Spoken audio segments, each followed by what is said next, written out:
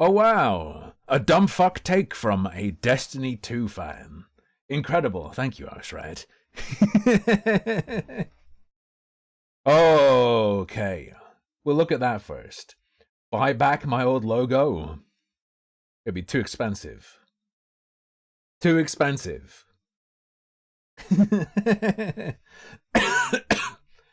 Pardon me, I might have to grab my inhaler at some point. You tried looking at Bizarre, but couldn't figure out what was happening.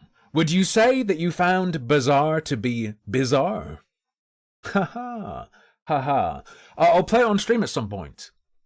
I can't today because the EU servers are fucked. Apparently they did not expect the majority of the... Well, maybe not the majority, but the largest single area. Might be majority, I don't know, but their largest single player base is the EU player base, and they didn't prepare for that. So they're working on that right now. And it's hard to get in. What game? The Bazaar. I'll show it to you, I'll explain it. Thought it might be like that League of Legends card game thing. No. It is only ever so slightly like it. Yeah, it's Reynard's game. In that Legends of Runeterra has a roguelite mode where you collect cards and do event nodes and stuff. It has that, but apart from that, it's nothing like it. It's nothing like it. It's like a combo. How do I explain it? It's like a... It's hard to simply and quickly explain it. Slay the Spire combined with backpack battles. You do a bunch of PvE stuff to build your setup, but your setup is an auto-battler board. And then at the end, after you do, what? After you do 6 PvE events, you play against another player's setup. Then you do 6 PvE events, then you play against another player's setup. And you try to build a strong character loadout.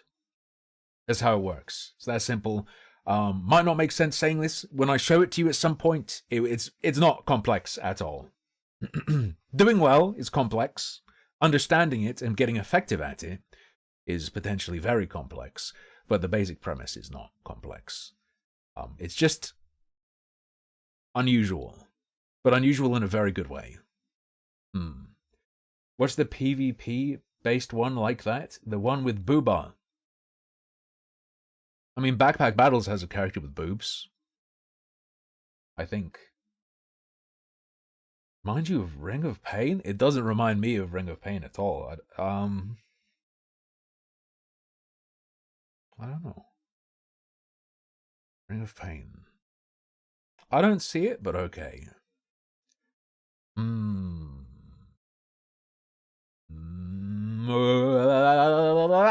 Right.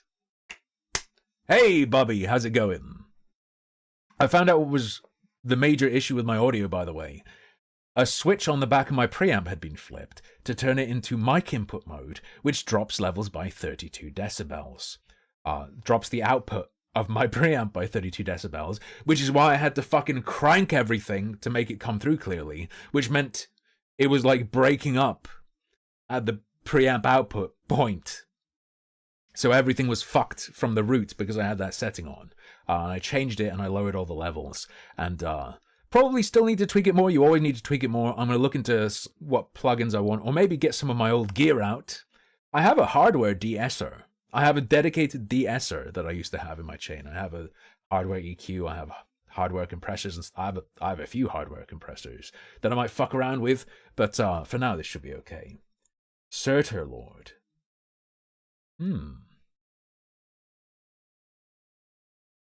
Chud's message to Dark Viper AU. That Dark Viper AU guy. I read his manifesto. This is going to shock you. I came to the conclusion that he's not very smart. Stormshot is still going for 5 days. Still sponsored by Stormshot for 5 days. So I have to pretend it's not a terrible piece of shit for 5 more days, and then we're free. Thank you to everyone engaging with the sponsor and making me money. Right.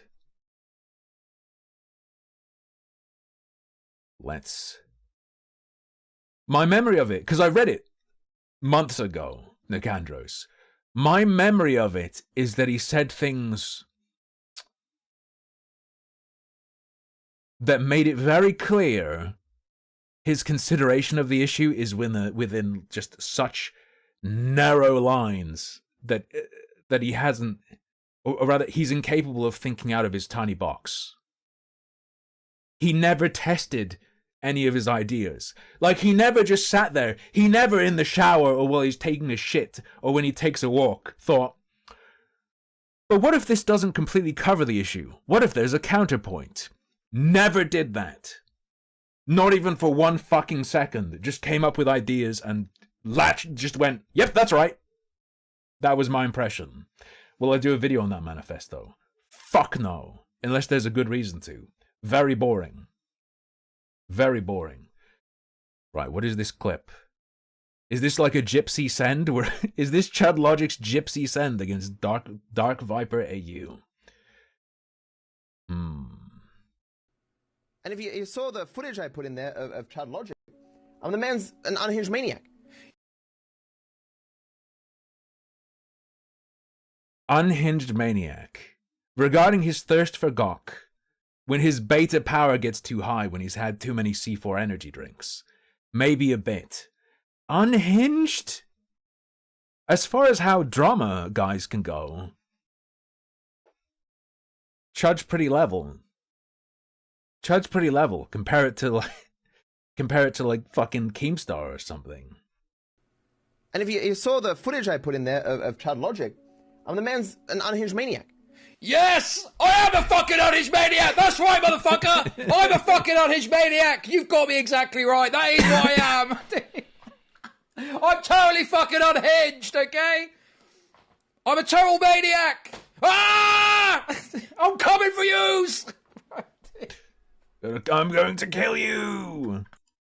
No, in real life! Yeah, come on, man. The way we judge Chud will have to be, I'm aware he's an Apex player. We have to know what his main is. Does anyone know what his main is? I think that's a good way to judge if he's unhinged or not. Does he play Tesla? Or whatever the hell her... I don't know their names. I have my own names for them. Does he play Fat Hammer? Toxic? Whatever the hell his name is. Oh, I have to log in. Of course I have to log in to see threads. Fuck you, Elon Musk. You bastard. You piece of shit. It's the public square that you have to log into, you fucking asshole. Really making it hard for me to harass and demean people. You fucking prick. Alright. Don't even start, Ausrad. I'll beat your ass. Here's the difference between a platform that makes you own a game to rate it and one that doesn't. Hey. Mostly positive. So 78% of the people who own it and review it on Steam said they'd recommend it. 2.6 of the user reviews on Metacritic. Or rather, sorry, this isn't a ratio. The average score on Metacritic is 2.6 from users. So, yes, here's the difference between a platform that makes you own a game and rate it and one that doesn't. This is worth considering. Alright? This is worth considering. Not in the way he appears to be considering it. He says, this is how we get these kinds of narratives where people genuinely believe this game is universally hated, when outside of very obvious echo chambers, that's simply not true. One of your statements in this video is tone deaf and brings your journalistic integrity into question. Generally positive feedback is so wrong, it is the opposite of right, which is the worst kind of wrong. Shut up. This person's really annoying. To say such a thing, especially with access journalism controversy surrounding this game, means you're either ignorant to what you're covering, or are captured by the industry you're supposed to be empowered to scrutinize. You're in the woods on this one. Time to come home.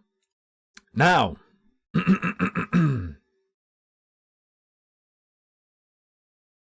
when a game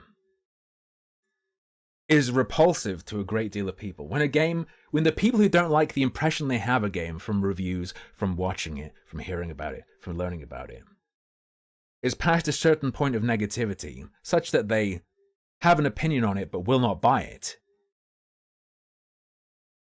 the opinions of the people who even can bring themselves to purchase it, the positivity is going to be inflated by the fact that there's less people who are like, man, I'll try it. What does he think he's showing us? Like, I'm sure if you find a game like Obesity Rape Dungeon, it's going to be like 100% positive, because the only people who are going to fucking buy that are the people who know that's what they're into. But most other people are going to be repulsed by it. They're not going to touch it. Duh. Silly. What if you bought it for me? You'd be throwing away $60. We will look at a little clip, though. We have another clip that was suggested to me to look at. Turn on notifications. Not in your fucking life, mate. Mate. Maybe they should open their mind. I think if you want to play Veilguard, you have to open your ass. I think that's the requirement. Watch this. Here, vegetables. Thank you. So, I'm non-binary. Don't. It's not funny. Don't. Just play the clip. Just play the clip, okay? They could have. One way to come out is, here's your vegetables. You look at this spread, you don't see it. But I think you should know there's a fruit at the table as well. Anyway. What does that mean? It means I don't feel like a man or a woman. If you are neither a man nor a woman, then what are you? Non-binary. I just said, and I'm going to use they instead of she from now on. Use. Guess what? I use they. I use she. I use he. This is because I have criticized your dress or your manners. It isn't.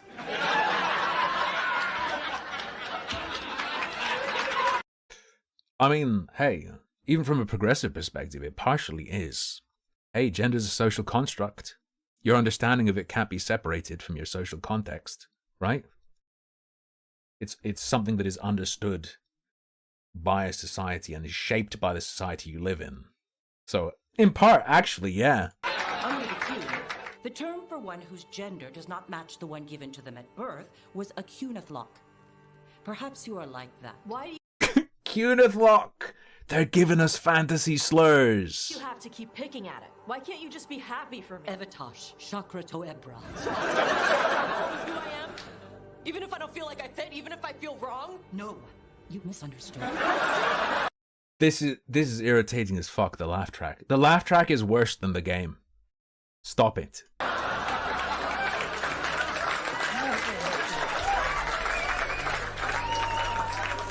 I will go. Thank you for inviting me to your home. Fuck you, Kang Min Lee. Fuck you.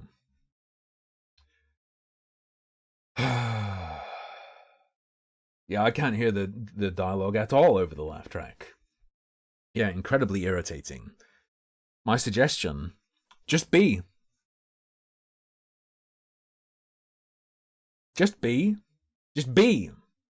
People are trying to convince other people you're a pedophile or some other horrific thing. Sure, that matters. People trying to convince you you're a man. Okay, men are cool. Don't take that out of context. Don't take that out of context. Now, I've been caught in Card Posting's snare. I have to know what Card says about this. My presumption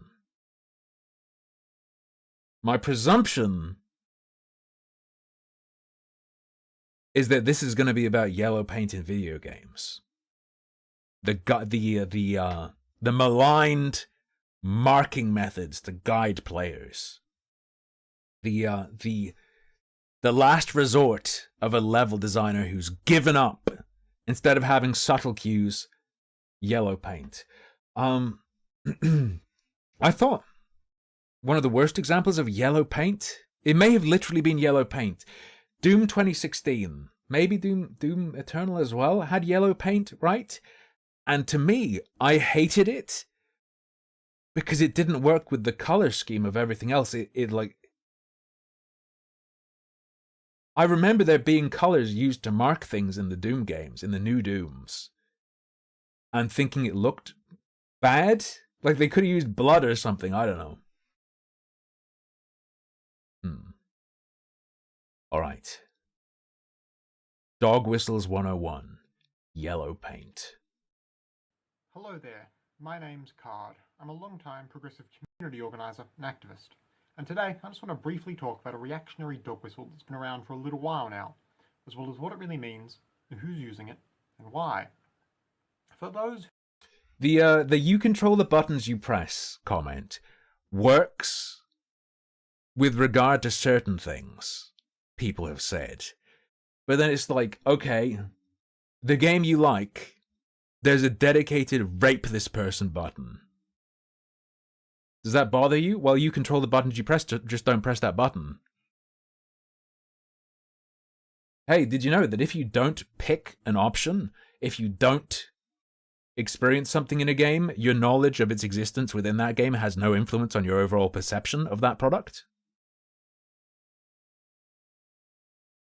Who might not know.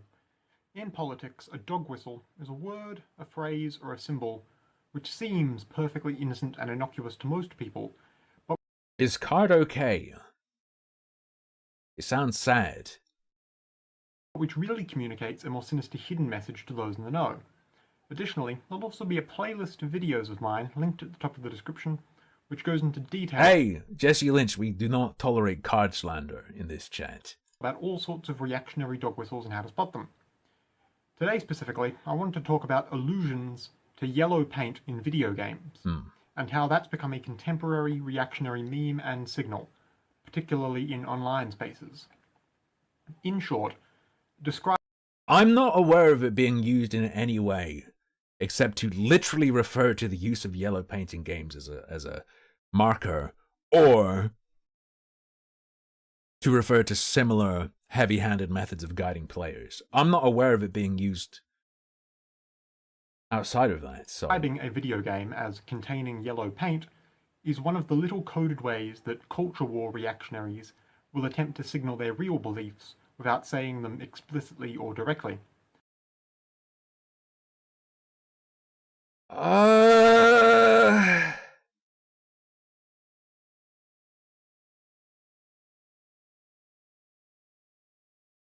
Ostensibly, the term is a reference to the supposed dumbing down of video game mechanics to make them easier for a mass market. It's meant to be a nod to the trope of making particular elements within a game more brightly coloured than their surroundings. Sure. Again, I don't think that's a dog whistle.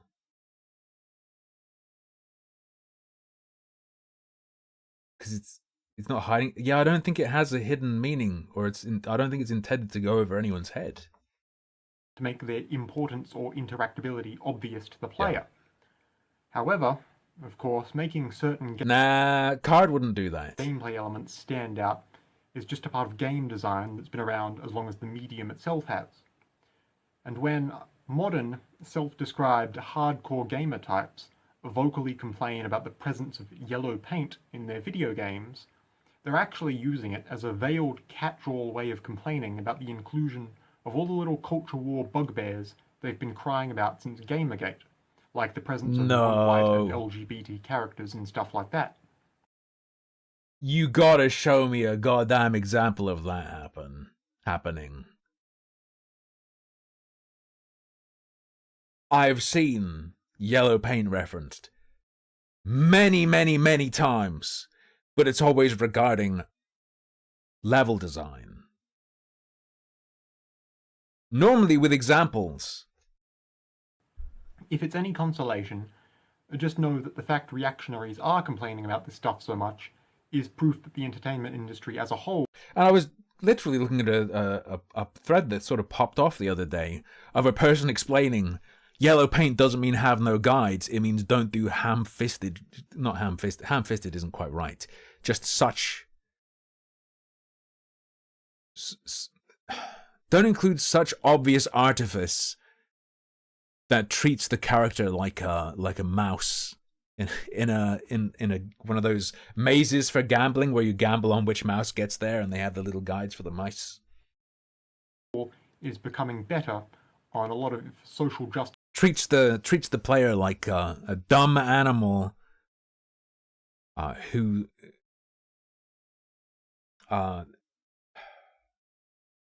you are entrusted with guiding to the end, no matter what. Just get them to the end. Your job in designing, get the player to the end.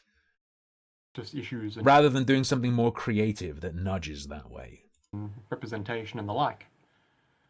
But if you ever happen to see people bring up yellow paint in video games somewhere online for seemingly no reason, at the very least now you know the reason why. And hey, I cranked the volume 600% with my add-on in the browser. This is as good as it gets, alright? it should register to you as something of a red flag. It's not... Breaks verisimilitude, yes. It's such a strong, such a clear indicator of design intended to maximize retention, intended to stop people from giving up, making sure you move forward, that it breaks the sense of the world being a real world. Not necessarily the most abstract reactionary term in the world once you've had it explained to you, but if you didn't know what it meant, it still might be easy to overlook. As with any dog whistle or obtuse reactionary internet term, it does help to be able to spot these sorts of things so you can suss out any online situation properly, which you can only do if you know what these sorts of terms and bits of iconography mean in the first place. This is a card video that I would suggest constitutes misinformation. This is... So many people complain about literal yellow paint in video games and yellow paint style design, and they literally just mean that kind of design or literal yellow paint. That if you're on the lookout for it and you think it means they don't want gay people in games, it's them alluding to all the trappings of modern design.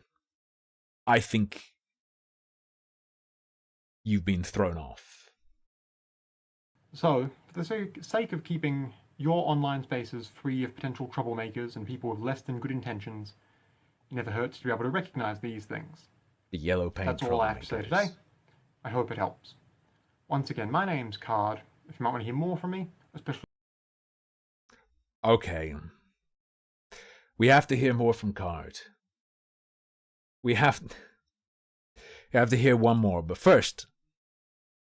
I think our cat's suicidal. That is what I'm doing next, Nicandros. It was in the recommended. I think Sorbet is suicidal. There was a plastic bag out today, and she couldn't resist it. She had to climb inside. She had to get in.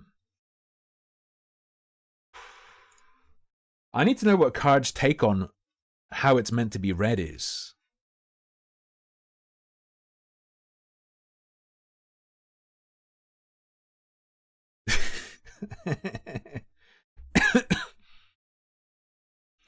There are multiple camps on Bonburgered.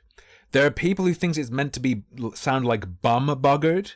There are people who think it's meant to be like I pierced, as in Pierce Brosnan. I pierced your sister's buns. There are a few different ones, but I think it was intentionally... I'm in the camp that it's intentionally nonsensical. But we'll see. Hello there, my name's Card. I'm a long-time Control progressive D. community organizer Okay, and thank you. activist. And today, and non-binary dog whistles and how to spot them. Alright. Today specifically, I wanted to talk about the phrase Bondburgered and an image associated with it. what they mean, and how they've become contemporary Pierced reactionary in and memes out. and signals. A lot of dog whistles used by right-wingers online are simply old memes and in-jokes from image board websites like 4chan and 8chan. Okay. The reason for this is that these sorts of pseudo-anonymous, edgy online forums have been favourite online spaces This is another one that's like, it shows their heritage, their Chan heritage. of the internet-savvy alt-right for as long as the alt-right has been a thing. And therefore, being able to readily quote and reference a bunch of old, obscure image board jokes has essentially become a way to demonstrate your extensive familiarity with sites like 4chan and 8chan and so on. And if you know the meme culture With these, though, it's sort of like, they mentioned this, trans are alt-right, call it. of these sorts of sites, then 99 times out of 100, that can be taken as meaning that you're also familiar with, and likely sympathetic to, the far right-wing political worldview long nurtured there. It's not a big leap, then, that a lot of online reactionaries Long nurtured. use Things changed a bit knowledge of 10 years ago. these old jokes and references as a way to signal their alt-right bona fides to one another anytime they're posting or commenting somewhere online where they can't be so open about their extreme and really nasty beliefs. If you say something obviously bigoted on a big mainstream site like Twitter or Facebook or Reddit or YouTube, people will notice and you'll suffer the consequences. But if you couch your No, you won't. Not nowadays. Not on Twitter. bigotry behind On Twitter, you get retweeted by the owner now. coded jokes that only the other 8chan nerds will get, you can find friends and spread your messaging without most normal people being any the wiser. To that end, one of the old running jokes online alt-righters use this way is to invoke the phrase Bond-burgered, or to post this image from which the phrase is derived. This is a reference to a meme of sorts that began appearing on the image board website 4chan in 2003. We need a dog whistle version, a dog whistle video on the portal question. Of the portal slamming down on the cube, and then is it A or B? Does it just sort of flop out, or is it launched? 13. As part of this meme, It shares the same space as that, I would suggest. an image is shown which resembles a rebus puzzle, a sort of pictorial riddle. The text of the image reads, "Last night I, your sister," and we, the viewer, are presumably supposed to fill in the blank there by interpreting the meaning of the inclusion of Pierce Brosnan's James Bond and a burger in the picture. Many people have attempted to suggest somewhat sensible solutions to the apparent puzzle here, often attempting to play off of the presumed innuendo of the phrase we're meant to be figuring out. For instance, some have suggested that we're meant to understand here that Pierce Brosnan was the 6th actor to play James Bond in a major film, and that the burger pictured was, in 2013, the 9th item on the McDonald's menu. 6 and 9. Oh, Therefore, shit! perhaps we're meant to believe this image's message is, I am unaware of this interpretation, of this solution. "Last night I I've learned. 69 to your sister." Others have suggested that the burger in question is actually one from the American chain In-N-Out Burger, and that, alongside Brosnan, we're supposed to read it as, "Last night I pierced in and out of your sister," or "Last night I pierced your sister's buns." Yes, In that's actuality, the one I'm aware there of. is no answer. The point of the meme No, all of the answers are valid. is that it was simply designed to confuse newcomers to image boards where it was originally regularly posted. Someone would share the Bond-burgered image, and all the forum regulars would privately make fun of people who tried to ascribe meaning to what is actually just random nonsense. On image? Not really. Making fun of users.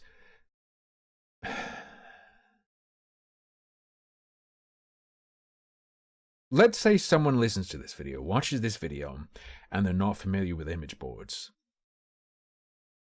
Their idea of how this would look is not going to be accurate, Because we're talking about image boards where mostly people don't use a handle. They're just anon.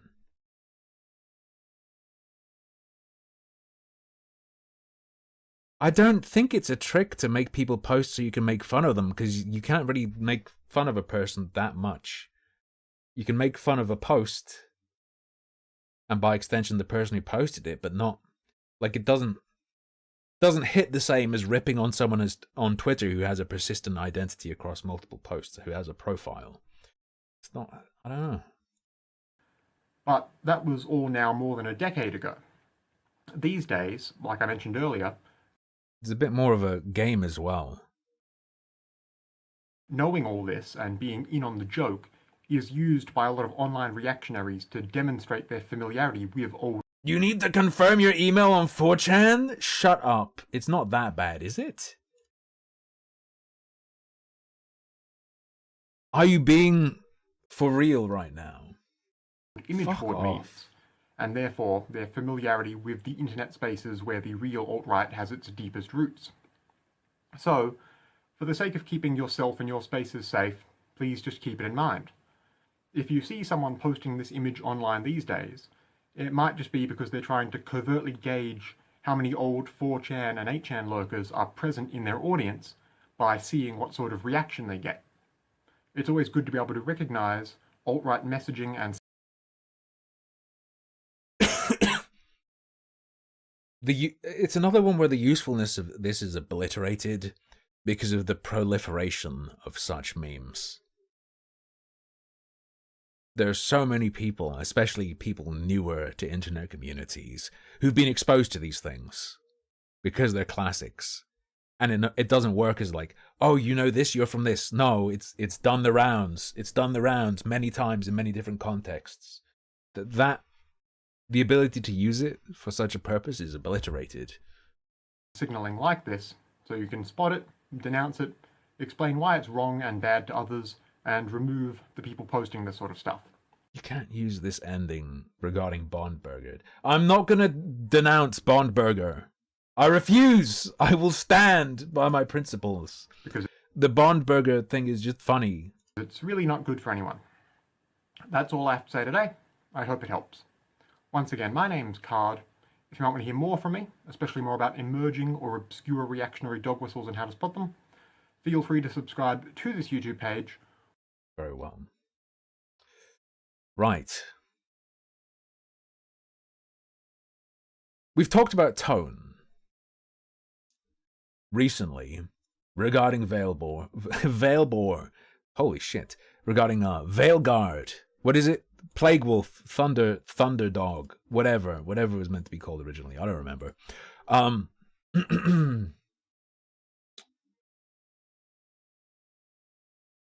There is another game and another kind of game with a tone and style and consistency issue.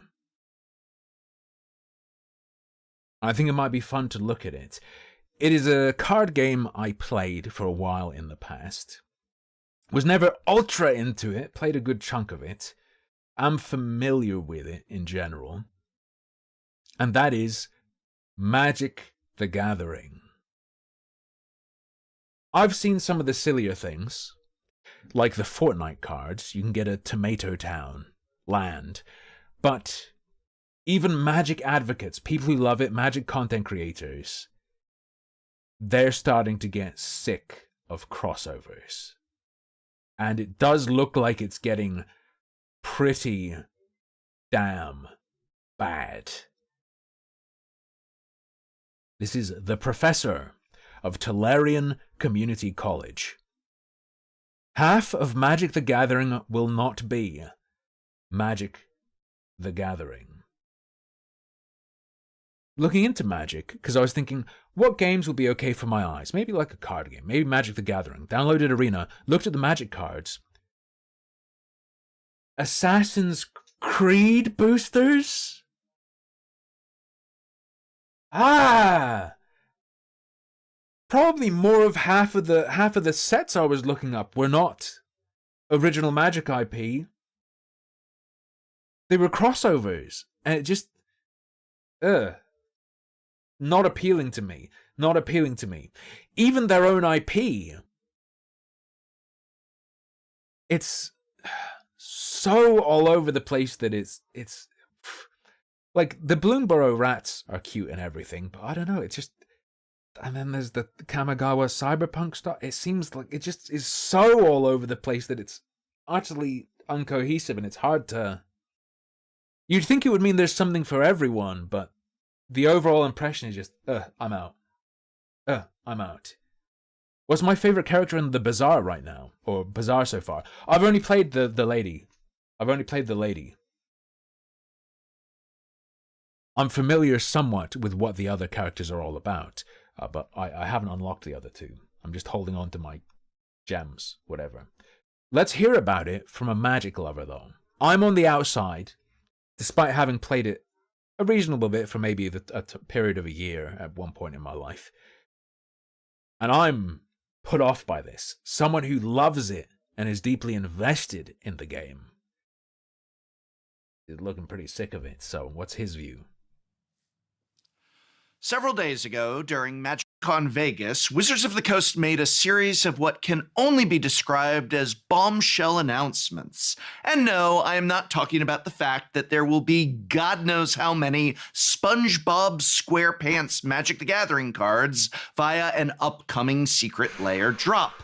And yet, by the way, I think I should mention, the number one thing that made me bounce off of getting back into Arena a while ago was when I logged in and it said, some of your cards aren't valid to use in any mode anymore. And it was all of my cards. So, fuck this then. yes, you heard me correct. That is not a joke. There will be SpongeBob SquarePants Magic cards coming to us via Secret Lair. No, this is not a, you can't say, no, this is not a joke. There's really going to be SpongeBob when there's already been Fortnite. The crossovers have already jumped the shark. It's over. Now the problem is inundation, I would suggest. Remember when, during the early days of Universes Beyond, the phrase magic adjacent was thrown around to douse concerns about bringing in ridiculous... Look, Secret Lair are like alt art ones. Okay, I understand this. But are there not insane sets? I swear I saw like Assassin's Creed sets, Lord of the Rings sets. Am I out of it? Am I tripping balls right now? Do I not understand what I was looking at? IPs to Magic the Gathering? Actually, I think SpongeBob SquarePants was thrown around as an actual example by a lot of critics and dismissed as a slippery slope fallacy. Well, I guess that slope was really, really, really slippery after all, because here we are. But don't worry, of course, because... This is another video that could be a dog whistle. Talking about slippery slope with a guy holding a rainbow. As a slippery... He's absolutely not doing that, but I'm just saying. We've had it a lot with the dog people, now with the professor. Slope fallacy. Well, I guess that slope was really, really, really slippery after all, because here we are. But don't worry, of course. Oh God! Speaking of bizarre dog whistles, or potential dog whistles, did you see what Kamala Harris's running mate posted on Twitter? I couldn't believe my fucking eyes. Tim Walt says, yesterday's Wordle in 2. That's gotta be a sign, people. Pride weird. He posts.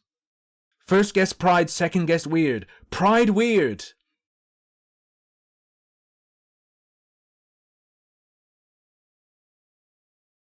I get that he means like, oh, the word is weird. We call the Republicans weird. Bro, it says pride weird, though! What are you doing?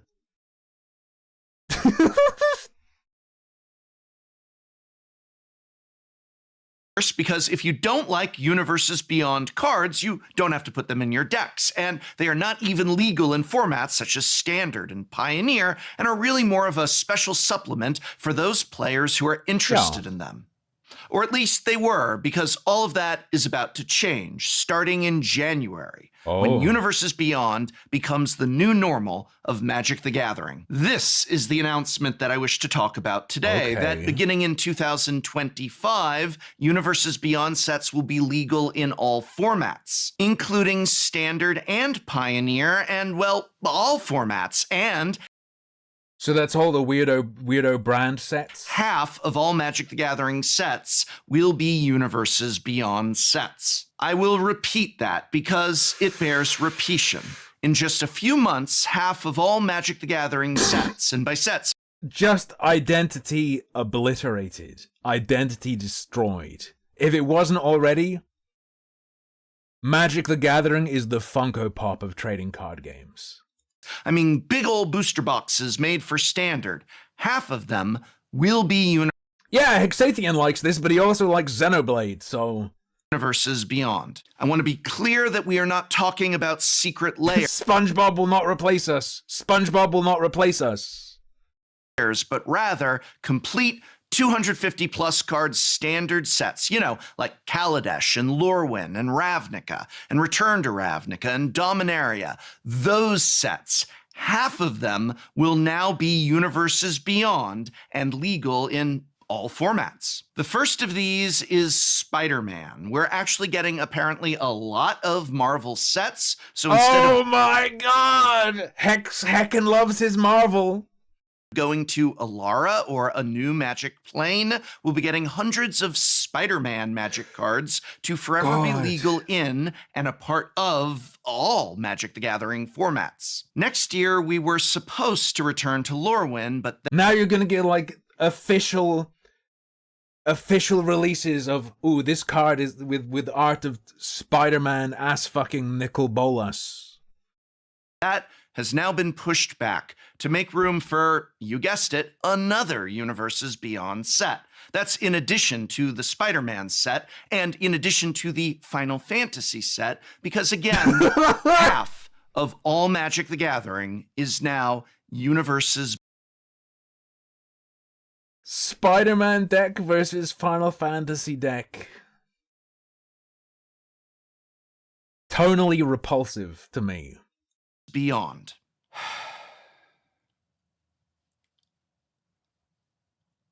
I'm not happy. And He's gonna have a melt. He's fucking stimming, dude.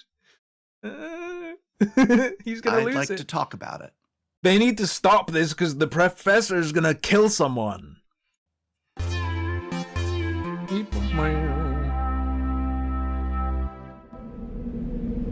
Blah blah blah blah blah blah blah blah blah blah blah blah blah blah blah blah blah.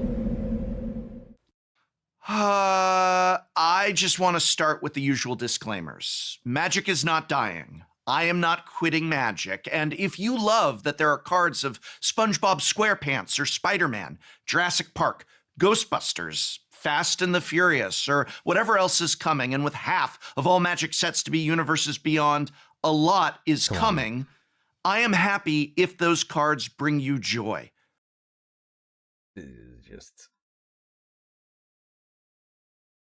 Whenever anyone makes a statement like this, I just smell cowardice. Hex just wants a Xenoblade set. I smell cowardice when you make a statement like this. Hey, look. If you like eating literal human shit, I respect you. And I'm proud that you found happiness. No! I really am. You should never, ever be made to feel bad because you love Universes Beyond cards. And Made to feel bad. You should just have better taste. if you came to the game through Fallout or Spider-Man or Final Fantasy, that's awesome if that got you excited about playing this game. My frustration isn't Is it? I wonder how many of his frustrations are going to track back to those promos getting people into the game and them deciding they need to do more of it because of that. about the existence of Universes Beyond cards, but this change for Universes Beyond to be half of all Premier sets going forward. It's an issue Why do you think that's happening, bro? The people you're happy for are why, my friend. of quantity, not the Universes Beyond cards themselves. And I will we need We need reasonable immigration from other fandoms. We need common sense immigration laws in Magic the Gathering. 50%? Always play Magic with you. I will always get a game and not give you grief about the cards you love and play with. But I'm not racist, but look. Miles Morales makes up 13% of the Magic card set. I'm not happy, and I shouldn't have to lie about that either. This breaks my heart because half of Magic the Gathering isn't Magic the Gathering anymore.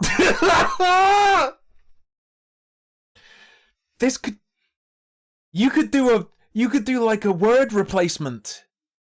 You could do word search and replace, and it would just be like an alt-right screed. Bro! It feels as if the world of Magic is disappearing, as if the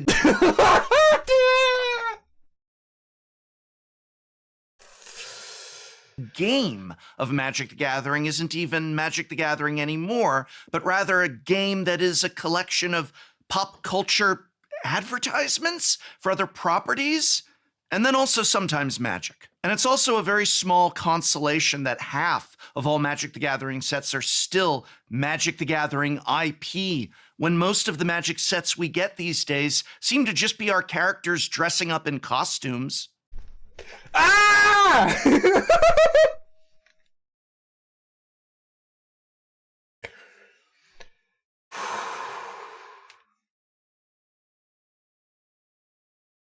The white people we have are all femboys. We got Magic characters dressed as cowboys, and Magic characters dressed as detectives, and Magic characters kinda in a 1980s horror movie. Next year, our They're transing all the Magic kids. first in-universe set will be Magic characters dressed as race car drivers. Your favorite planeswalkers on motorcycles. The set symbol is even a NASCAR-like black and white checkered flag. So this is what we get for the 50% of sets that are still Magic. Cowboys and fedora-wearing detectives, and those... There's some sort of Magic product. Wario Wang, thank you. Wario Wang has become a member. We must secure the existence of our game and a future for nerd children. Does appear to be the message. There's a Magic product. When I was looking up what they're selling nowadays, there's like a big old cardboard box that looks like a TV, that looks like that you can get, that just has a few booster packs in it. Planeswalkers and race cars and motorcycles speeding their way in from a world of television sets, Air Jordan sneakers, and Ghostbusters. After the racing set, we're going to have the Spider-Man set, and then the Final Fantasy set, and then our in-universe Magic set is the space set. So your favorite Magic characters in outer space. Then the as-of-yet unrevealed additional Universe Beyond standard set, the one they delayed Return to Lorwyn for. And it just feels like gone are the days of rich, vibrant fantasy worlds. And characters that are not just dressed We must return to tradition. up in a costume, not just a meme or a joke or a reference to a real world thing. We're taking bets around the office, and the belief is this as of yet unnamed Magic set might be Game of Thrones. And if it is, that would probably make it feel more like a Magic the Gathering set than many recent in-universe Magic the Gathering sets. Many in-universe booster packs now have Universes Beyond cards in them. Ixalan had Jurassic World No way. This is real? cards. The Brothers War had Transformers cards. I'm betting that the space set might have Star Trek or Star Wars cards in packs. Murders at Karlov Manor took one of the most iconic Magic the Gathering worlds and turned it literally into Clue, the board game, complete with Magic cards like Colonel Mustard and Professor Plum. Thank goodness we will still be getting Return to Tarkir next year. As far as I can tell, this set won't have characters in hats. It might have an Avatar crossover, though. And will be like a Magic set of old, exploring the rich setting and lore of a unique Magic plane, following our beloved characters on their journey, and getting cards rich in flavor and design, and that take themselves and their setting seriously. Yeah. I can't wait for the Monopoly set that has a little QR code in every booster that gets you some free money in the Monopoly Go mobile game. Hey, for Tarkir, I am so excited for this. Maybe Aether Drift booster packs will have Fast and the Furious cards in them. That's my guess. Flavor text. It's about family. But I wish it was about Magic the Gathering and not SpongeBob SquarePants. And it makes me sad that we'll soon be watching competitive Magic events with Spider-Man versus Cloud from Final Fantasy. Yeah. It just feels wrong. There's been a lot of people digging through old Professor, nurture that disgust reaction. Blogatog posts from Mark Rosewater, finding ones from over a decade ago where he stresses that Magic wants to keep its own lore and worlds, not bring in outside properties. They found one where he says he doesn't want Magic to become a hodgepodge of outside IPs. And you know what? I think it's fair to highlight these old posts and discuss them, but I also think it's fair to recognize that when looking at a decade or older post, things change, corporate direction changes, and there's no nefarious intent here. And I really want to emphasize that Mark is a wonderful, kind, and awesome person. He's also a brilliant game designer and is responsible for so much of what you and I love about Magic the Gathering, and he really, really cares. So when I talk about his old, sometimes contradictory blog posts, it's not to attack him personally, and you should not attack him or anyone at Wizards of the Coast or anywhere for that matter, but again, I do feel it's fair to offer some criticisms. And you know what? I think it's fair for me to just say I'm really bummed about this. There's been a lot of anger and aggression towards many people who are just expressing their disappointment over these changes, and if... Yeah.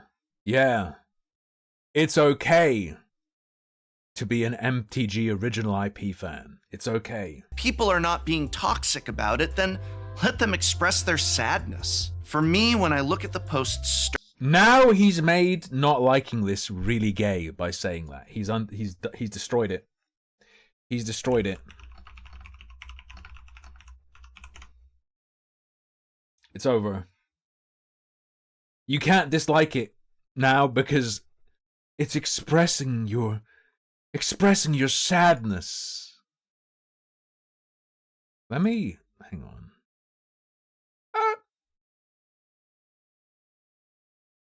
Hang on. I want to take a look at something.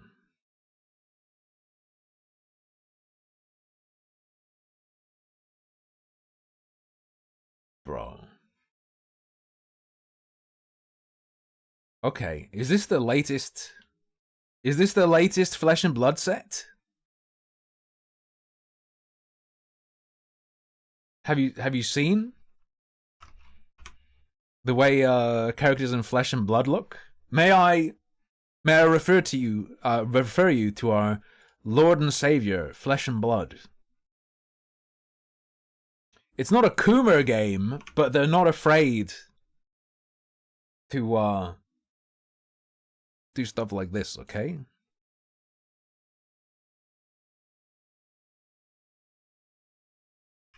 What's this? Sacred Art Undercurrent Desires. Starting around when Universes Beyond began, it feels as though there is a progression of reassurance. Shred. Shred is the one with the 3 blades cutting the person's head apart, right? Hang on.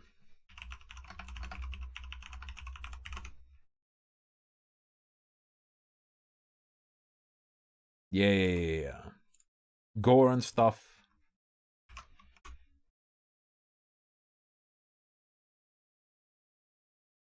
Soyak head slice.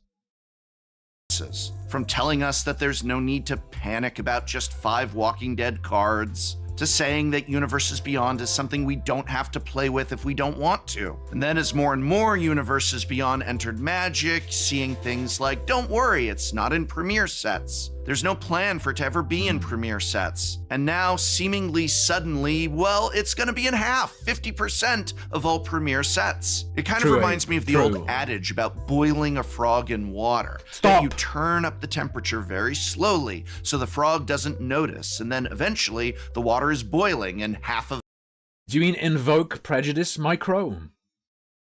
With the people in the pointy white hats? There was a card like that. It might have been Invoke Prejudice, where the card's number was 1488. Or it was Black Hats, whatever. Magic is Universes Beyond. And then I see things like, despite Mark saying sales is what drove us to this point, there's another post where he says, did you know that if you put a frog in a pot of water that's at a comfortable temperature, they'll stay in it. But if you slowly turn up the temperature, they'll jump out when it gets too hot.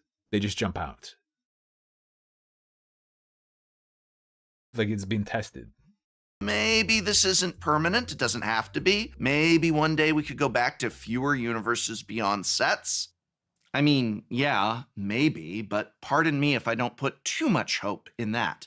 After all, if sales is what drove us here, then who's to say that we don't continue to expand Universes Beyond to 60, 70, 80% of all sets?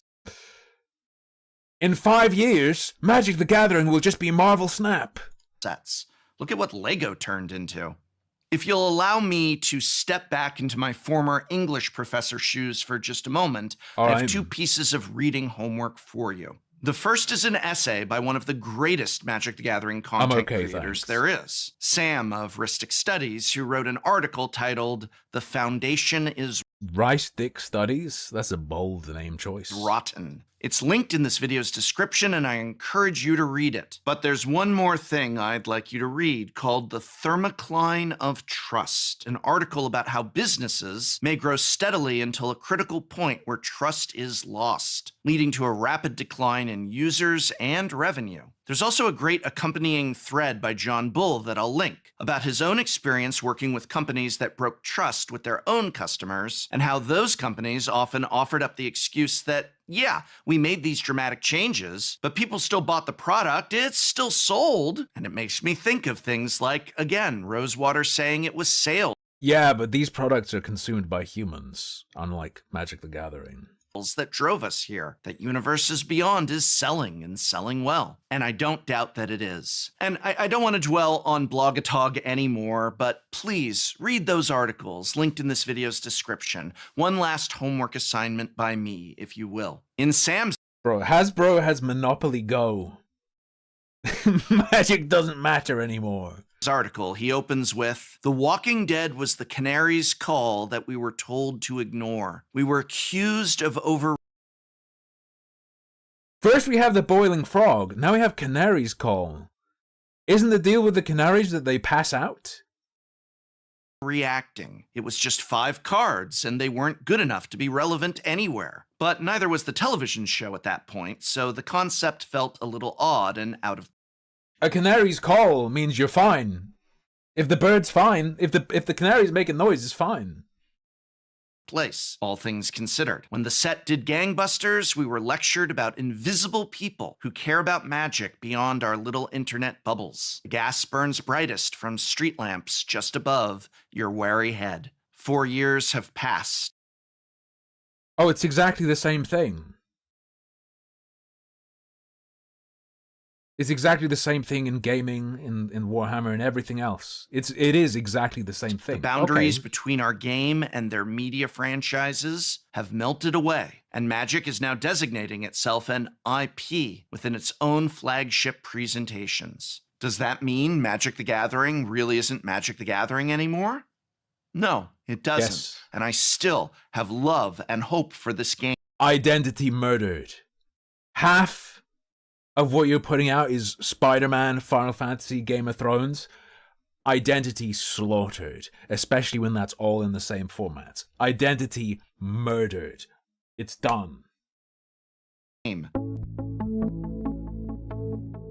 I mentioned earlier my excitement for our return to Tarkir next year, but I don't even have to wait for 2025 because Magic Foundations is being released, and I have never seen a better love letter. Me, as someone outside of Magic the Gathering, was considering picking it up again, looked at it. This is hideous. This is horrific. And that was me just looking like there being Assassin's Creed sets, or a set, and there being Lord of the Rings. There being, Doctor Who. I look at that and I'm like, ugh. My impression is just, ugh. No thank you. To the worlds and history of Magic the Gathering than Magic Foundations. The set is absolutely massive. I've heard many people describe it as akin to a cube, but I think of it as everything that has always made Magic, well, magic, distilled into a single set that will be a part of Standard and this game for years to come. The fact that so many people in this community seem to be overwhelmingly excited for Magic Foundations also makes me think that maybe that sales data will show that there's value still in Magic's worlds, in the game we have all played for years, and I cannot wait to explore everything that Magic Foundations is bringing to the table. I may be sad that one day, you're going to meet someone who's into Magic the Gathering, and you're going to say, oh, hey, do you want to see a cool card? You're going to pull out some old thing. You're going to pull out, like, Tarmogoyf or something. You're going to show it to them. Be like, look at this. You're going to show them Black Lotus. Look at this. And they're going to ask, what Marvel movie was that in? I don't remember that. It's coming. half of all premiere sets going forward will be universes beyond, but that sadness will never, ever kill my love for Magic.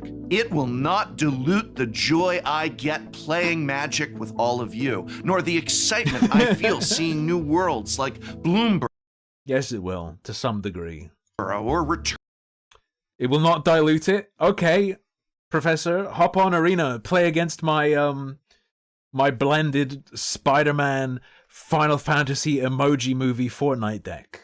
Returning to beloved worlds like Kamigawa and Tarkir, and Lorwyn eventually. It may have been pushed back to make room for another Universes Beyond set, but it will come. And when it does, I am positive it will be one of the highlights of the year, if not the highlight of that year. 50% of all Magic sets are Universes Beyond. Well, Magic...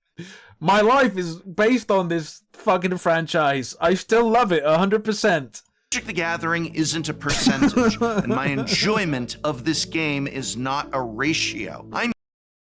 It is, though. It absolutely is, though. I mean it when I say that I hope people enjoy those SpongeBob SquarePants cards and those Spider... Gender's a spectrum. My enjoyment of a card game, binary. I either enjoy it or I don't. Spider-Man cards, and I'm sure that those Final Fantasy cards will have great designs and bring in tons of new players to this game that we can then all sit around the table and play with. I will not dismiss my sadness, and I won't... My enjoyment of this game is not a race issue. dismiss the feelings of other people either, but nothing will dismiss my love of this game, my excitement for sets like Foundations, and the joy I feel building... Oh my God. Thank you, Mothman. Thank you. Decks and jamming games with friends. Magic the Gathering belongs to no one person, or jamming games right up my friend hole. Even one company. It is all of ours, and it's not going anywhere, and neither... Magic the Gathering belongs to no one person, or even one company. It is all of ours, and it's not going anywhere, and neither... I own Marvel Spider-Man! Are crossover art.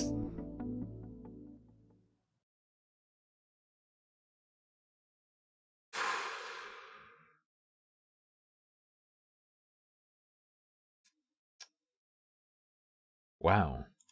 What else has he been talking about recently? What's going on in Magic aside from that?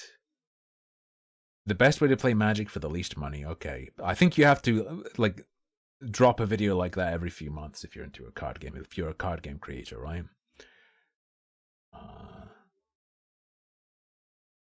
Is it worth it to buy the Lost Marvel Commander decks? What is that?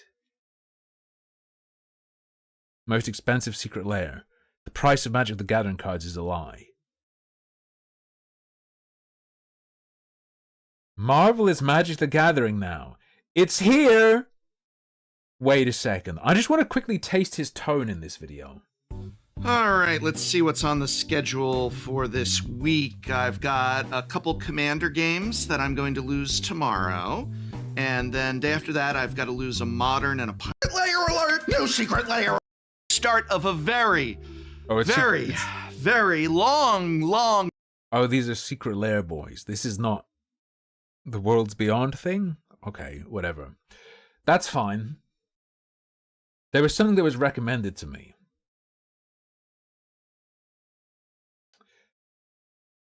A video called Performative Cleanliness and the Hygiene Olympics.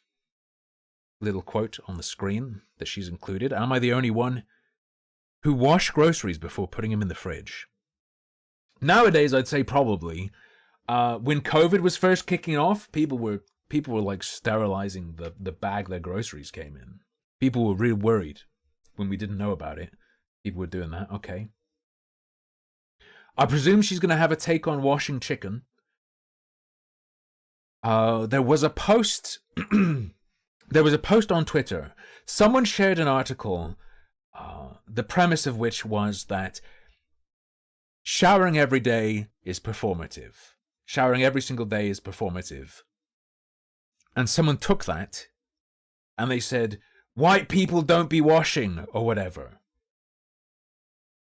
And they ignored that the article was in large part about a person who came to that conclusion on the basis of things they learned from indigenous people not washing.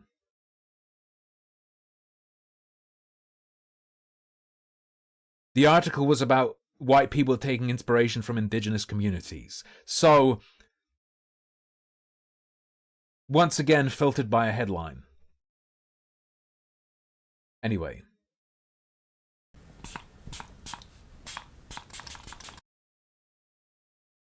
If that doesn't look like a perfume bottle, but if it is a perfume bottle, your room is screwed. Your room is over now. Ugh. You're not gonna sit there and smell like a sweaty scrotum while I'm sitting here and making this video for you. Gross. Maybe I am. Cleanliness is next.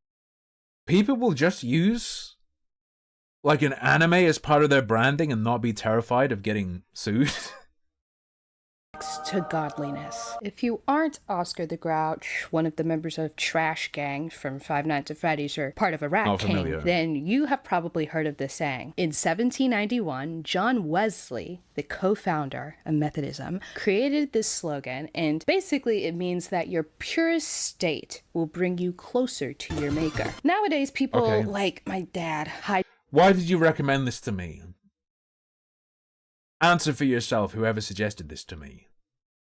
Jack this saying and changed the meaning entirely. Well, okay, not entirely, but they changed the meaning. Wesley was cleanoid is next to godoid, saying that a clean soul will bring you closer to God. He wasn't saying that keeping your sink clean and cleaning up your room was gonna be your one-way ticket to heaven. Whatever, it's fine. Today we're gonna be discussing the Hygiene Olympics, aka performative cleanliness. It is truly a fascinating concept. If you're unaware of what this means, I'm talking about people who hop on the internet to flex.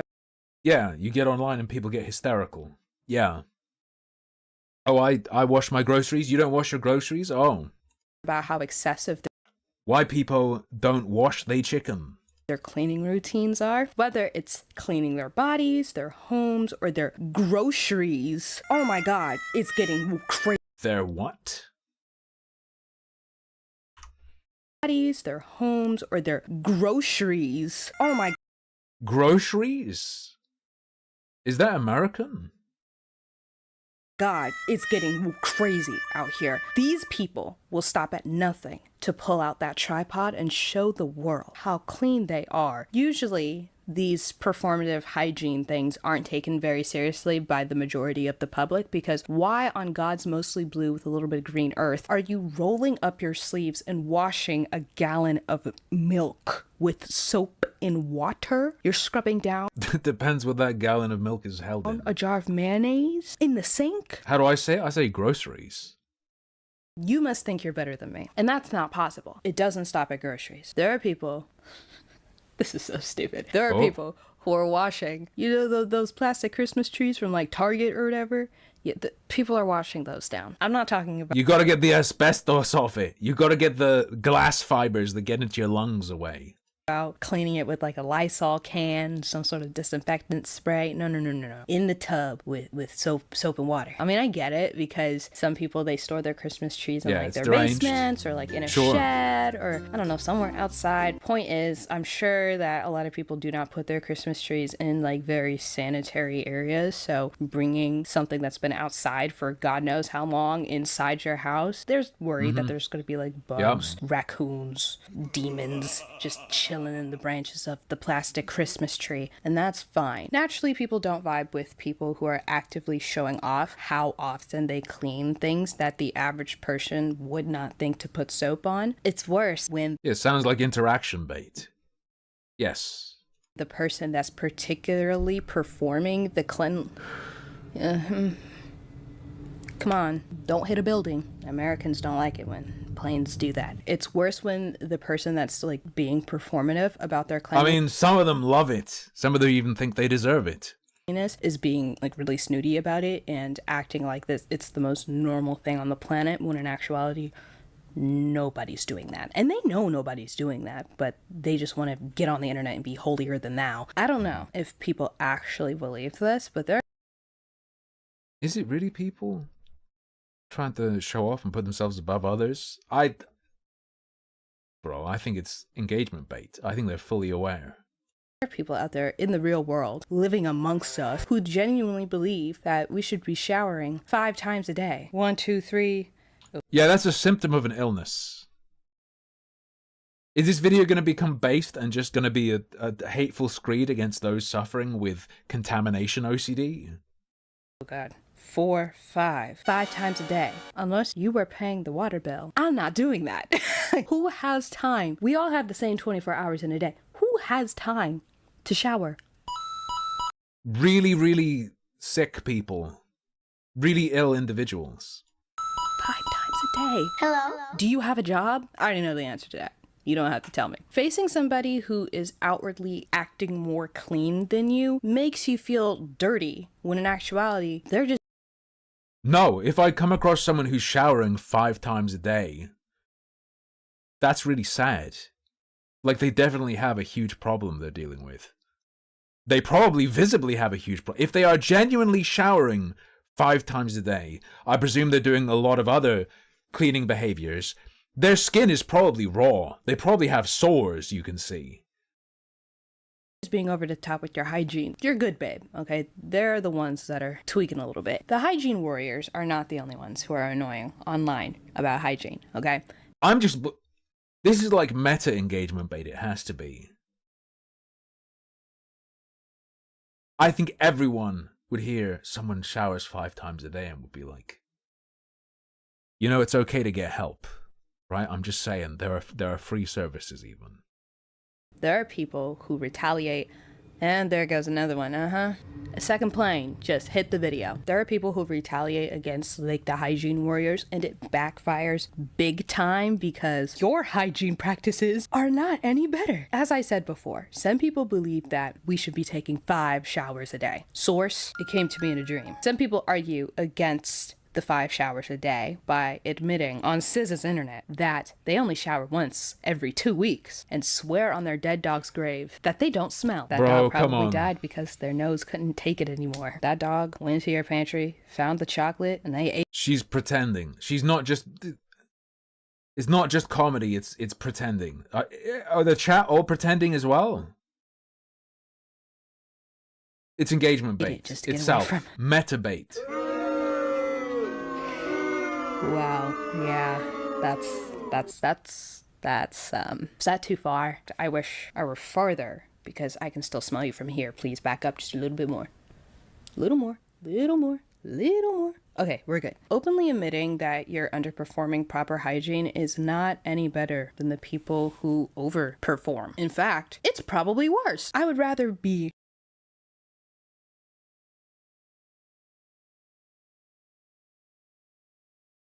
Bold. with the girl who Bold statement. Washing once every 2 weeks and washing 5 times a day, both bad. Can I just do this? Can I just put out takes like this? Get 200,000 views? Do I not have to risk anything TOS? I just have to be like, wash a regular amount. washes her groceries, then be with the person who proudly hasn't seen the inside of their shower since Memorial Day. You guys can't compare. Oh, and I'm looking at you, Ashton Kutcher and Mila Kunis. Okay, listen, I loved you in Boreanaz's house. Next, we'll head to the kitchen where... Is that Mila Kunis? No. I would suspect the person washing 5 times a day, though, is also highly neurotic. Would be harder to be around in certain ways. The letters BH on all hand towels and linens. That stands for Boreanaz's house. But you have to learn how to bathe. That loofah, it's not out to get you. It's not going to kill you. People have pointed out that a lot of these performative hygiene conversations usually start with the black community. Oh, she's making it about race. Yes, I am. Oh, here we go. Now I know why this was recommended. Yeah, proudly. Hang on. Usually I notice We doing the chimkin?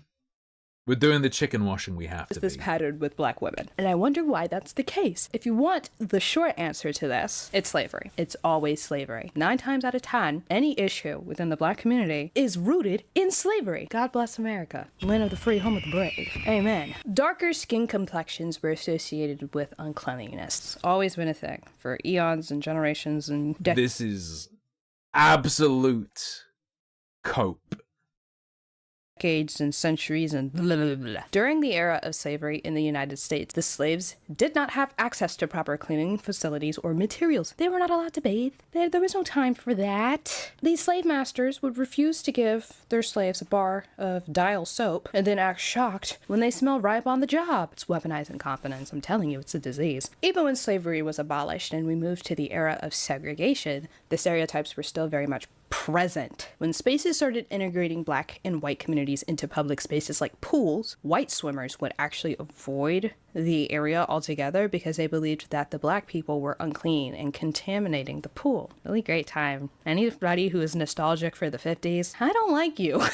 Due to these stereotypes, black people have made it their mission to go above and beyond when it comes to their hygiene. At the end of the day, Look, my personal experience is that that is not the case. But I'm in the UK, so it doesn't apply so much. it's kind of sad. Right? These stereotypes have been ingrained into a lot of people's minds due to the lessons that have been passed down from generations. Obvious, crippling OCD. You're attacking my self-worth. You're making me feel dirty by washing 5 times a day. Someone who is clearly afflicted with a disease. You make me feel bad. If you're black, though, you're a victim. Generation to generation. The generational trauma is real, and I'm tired of being told that we're just making that shit up. We got groups of people on the internet shaming everyone for using the towels that are provided in hotel rooms because they think that the towels are dirty, and you want to tell us that it isn't rooted in any sort of stereotypes that have been around for decades and centuries and eons. You're telling Wait, how does that connect to your commentary on generational trauma? You're going to have to explain. Is it black people saying don't use the towels at hotels because they're dirty? me we just came to that conclusion and we just started making that up on our own. Really? No outside factors had anything to do with that? Oh, be so for real. As I got older, I started understanding why my parents and my Surely the commentary you could make is it's to do with people's perspective on those who work at hotels. But I don't think that's even stereotypically black people. If you think the towels at hotels are dirty, could be connected to the kind of person you think who's washing them or whatever, but that doesn't connect to her argument about the behavior of black people being influenced by a past of slavery. And now she's just moving on from it. Grandparents were the way that they are. You know, back in the day when the year started with the number 19 and people were unironically saying totally tubular like they were one of the Teenage Mutant Ninja Turtles, racial profiling was a huge issue. I mean, it still is an issue, but people swear up and down that it's different now. Right. Okay. Black people, especially women, had to put their best foot forward in order to be taken seriously in any sort of setting, whether it was for a job interview or... She's saying that black people think hotel towels are dirty. I'm presuming yes. But thinking they're dirty surely would be down to your perception of the hotel and the people who work there. Not concerns about making sure you seem clean. It would be to do with your prejudices towards other people or towards a hotel. If they were just grabbing lunch from a local restaurant, black people didn't want to give anybody any excuse to think that they were any less than the average person. That's why my family members have an aneurysm whenever I leave the house in my Dragon Ball Z bonnet or in my Naruto pajama pants. Leaving bonnet? the house and not looking presentable is an offense that is punishable by death, or worse, seeing spoilers for season 3. Damn. My girlfriend would flip out when I was wearing Crocs outside with her. I never knew she was black. Of the Bear. It just came out. I'm still on season 2. I haven't finished it yet. Everyone's talking about how the first episode of season 3 is like the best episode of television that they have ever seen in their entire life. And I'm like, stop talking! I haven't seen it yet. Give me a second, please. Where do you think you're going, Mr. and Mrs. Kutcher? I'm not done with you yet. Performative cleanliness is annoying, but performative caveman behavior is arguably worse. The Kutchers don't bathe themselves or their kids very often, if ever, and they were really proud to tell us that for some reason. Like, why did... I don't necessarily believe the things celebrities say.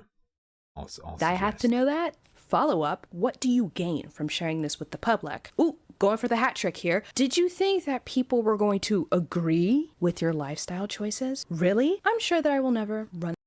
At the very least, I would suggest, think people will talk about it, and it's happening. Into their family like ever, mostly because I'll see them coming from a mile away and will instinctively walk away because when they travel, there's just a cloud that follows them, kind of like kimchi from Chowder. Okay, I know I've been ragging on Kelso and Jackie this whole time, but it's not just that. What the fuck is this? There are people on TikTok who stopped wearing shoes and were barefoot. On TikTok? Oh, the barefoot stuff is like for heavy walkers who believe in foot strength stuff. That's not a hygiene thing, is it? Foot in public? Really advocating for that for some reason. It's also really common in Australia. It's just the whole thing. We are no longer going to wear shoes, even when we're outside. I think there are so many benefits of going barefoot outside, and we want to take advantage to each and every one of these. Of course, there's going to be people that think it's kind of crazy and like, I don't think this is a hygiene thing. Look at us weird, normally. But the benefits are totally worth it. One thing it definitely does is it grounds us. We feel connected to nature.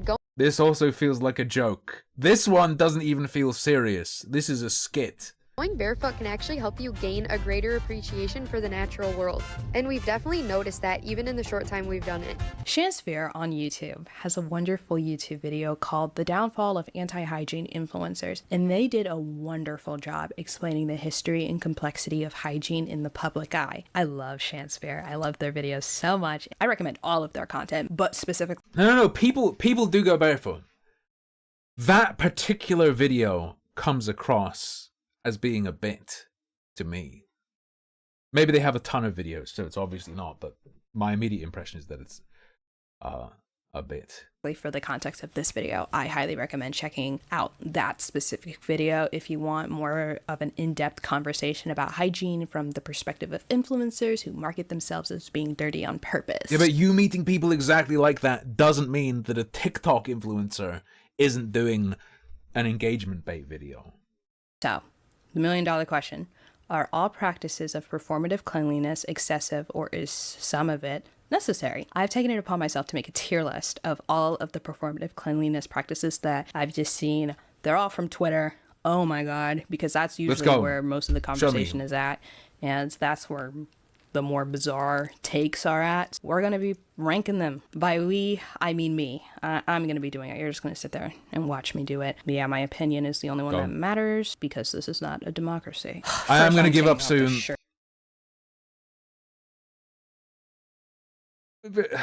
It's over. We're not doing it. We're done. Next video. So, I meant to have this guy's channel up. You guys know of Nerd Slayer Studios? I've mentioned them multiple times recently. And since God knows when, every now and then, I will have their videos absolutely pounded into my face by the YouTube algorithm. Look at this death of a game video. Look at it. Look at it. Look at it. Look at it. Maybe I clicked on one or two. As far as I'm aware, it's pretty normie stuff. Nothing too weird. Let's look at it for a second. Death of a game Brink.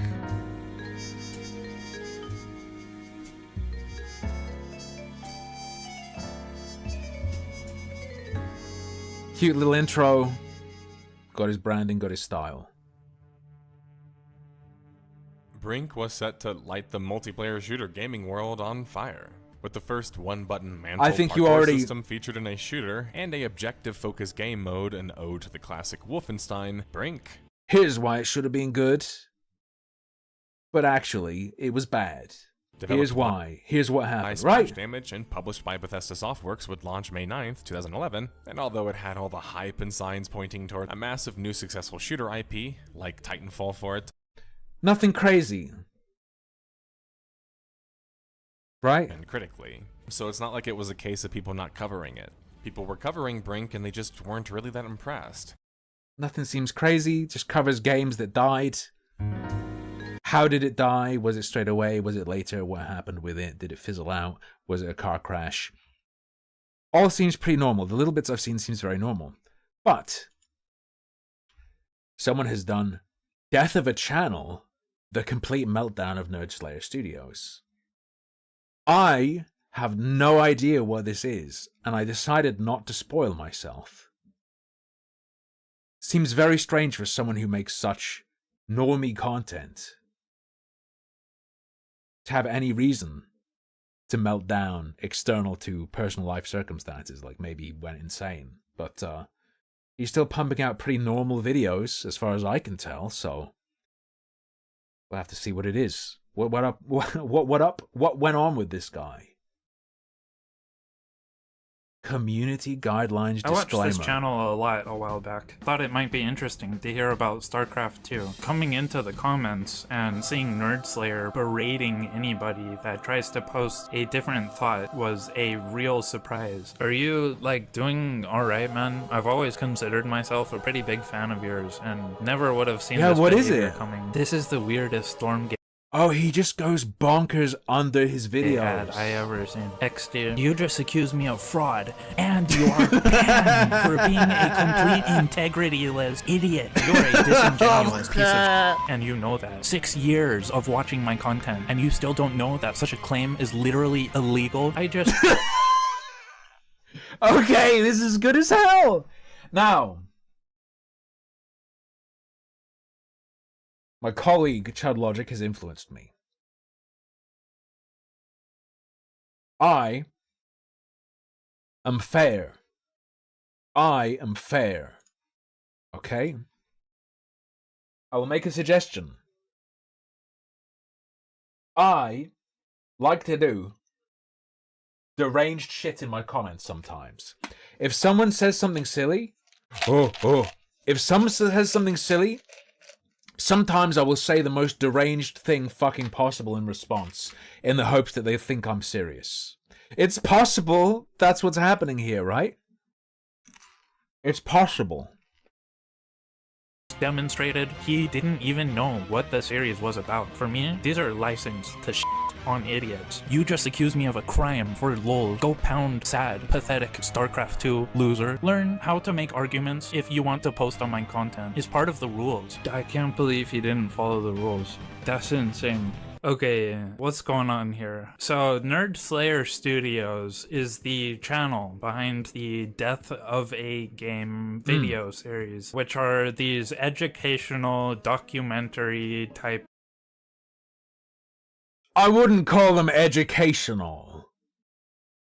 That's going a bit far, but fine. Video essays about dead or dying games or game companies. He basically tells the full behind-the-scenes story of the games he covers, starting from its conception, its development cycle, the people actually working on the game, the reception, its updates and expansions post-release, to ultimately find any controversies, anything like that. Find out where did it go wrong, okay? What led the devs to shut down the game servers, or what led the game to die or fail? There's nothing much to react to right now. It'll come. Or typically have such low populations that finding a match or anyone still playing today would be pretty difficult. It's a good series. I'd recommend it. I've been watching it for about a year, and I was actually writing him into my next actually good YouTuber's video, but then I came across this pretty unhinged. Okay, but even if he's unhinged, if his videos maintain good in your opinion, you don't have to cut him out, right?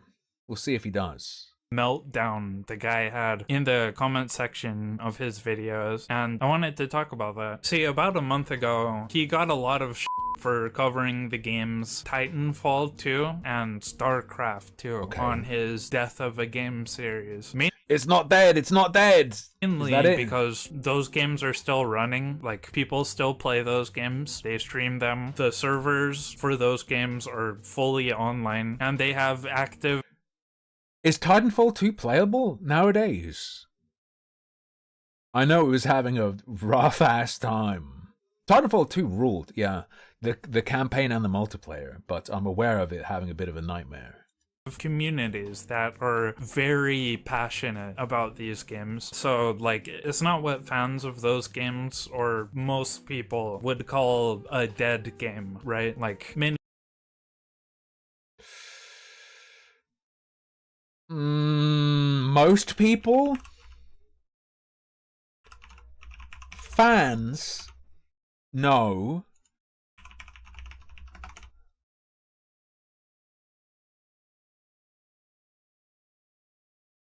$2,000 concurrents on Steam for like a competitive game. I presume these 2,000 people aren't playing the Titanfall 2 campaign. Who knows how much elsewhere? Pretty dead. It's not hot and alive. It's not in top form, is it?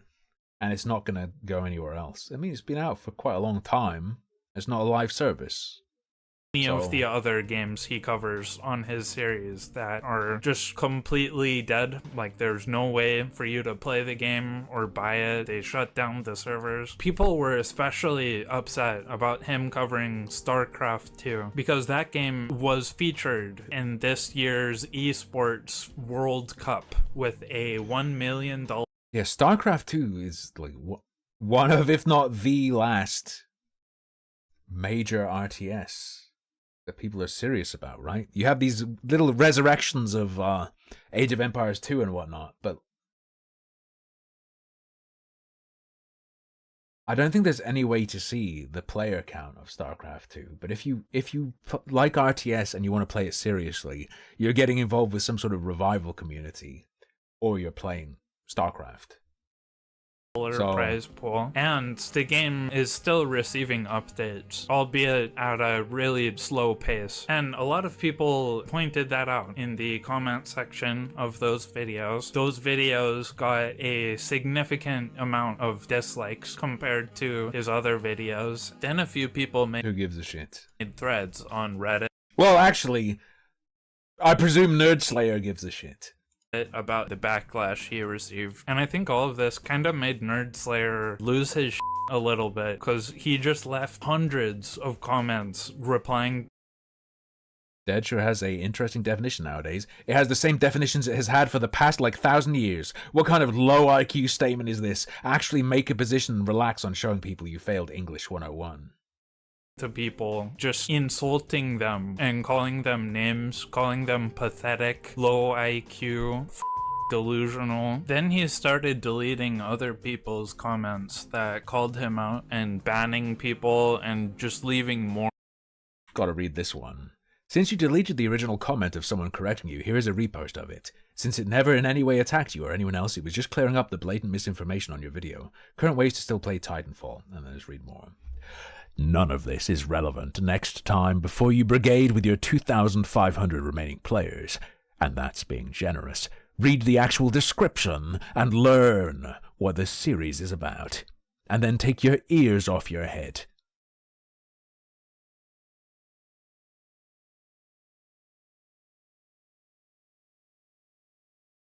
And then take your ears off your head and stop being an illiterate, stupid fuck who thinks they can argue by first insulting people and then argue from a perspective devoid of the context of the discussion and the video itself. Is Titanfall currently being supported? Don't have server. Seriously. What is this cringe shit? I made fun of this guy before I went live on stream. Not a single one of you showed up. LOL. Comments that called him out and banning. I don't understand the take your ears off your headline. Take your ears off your head.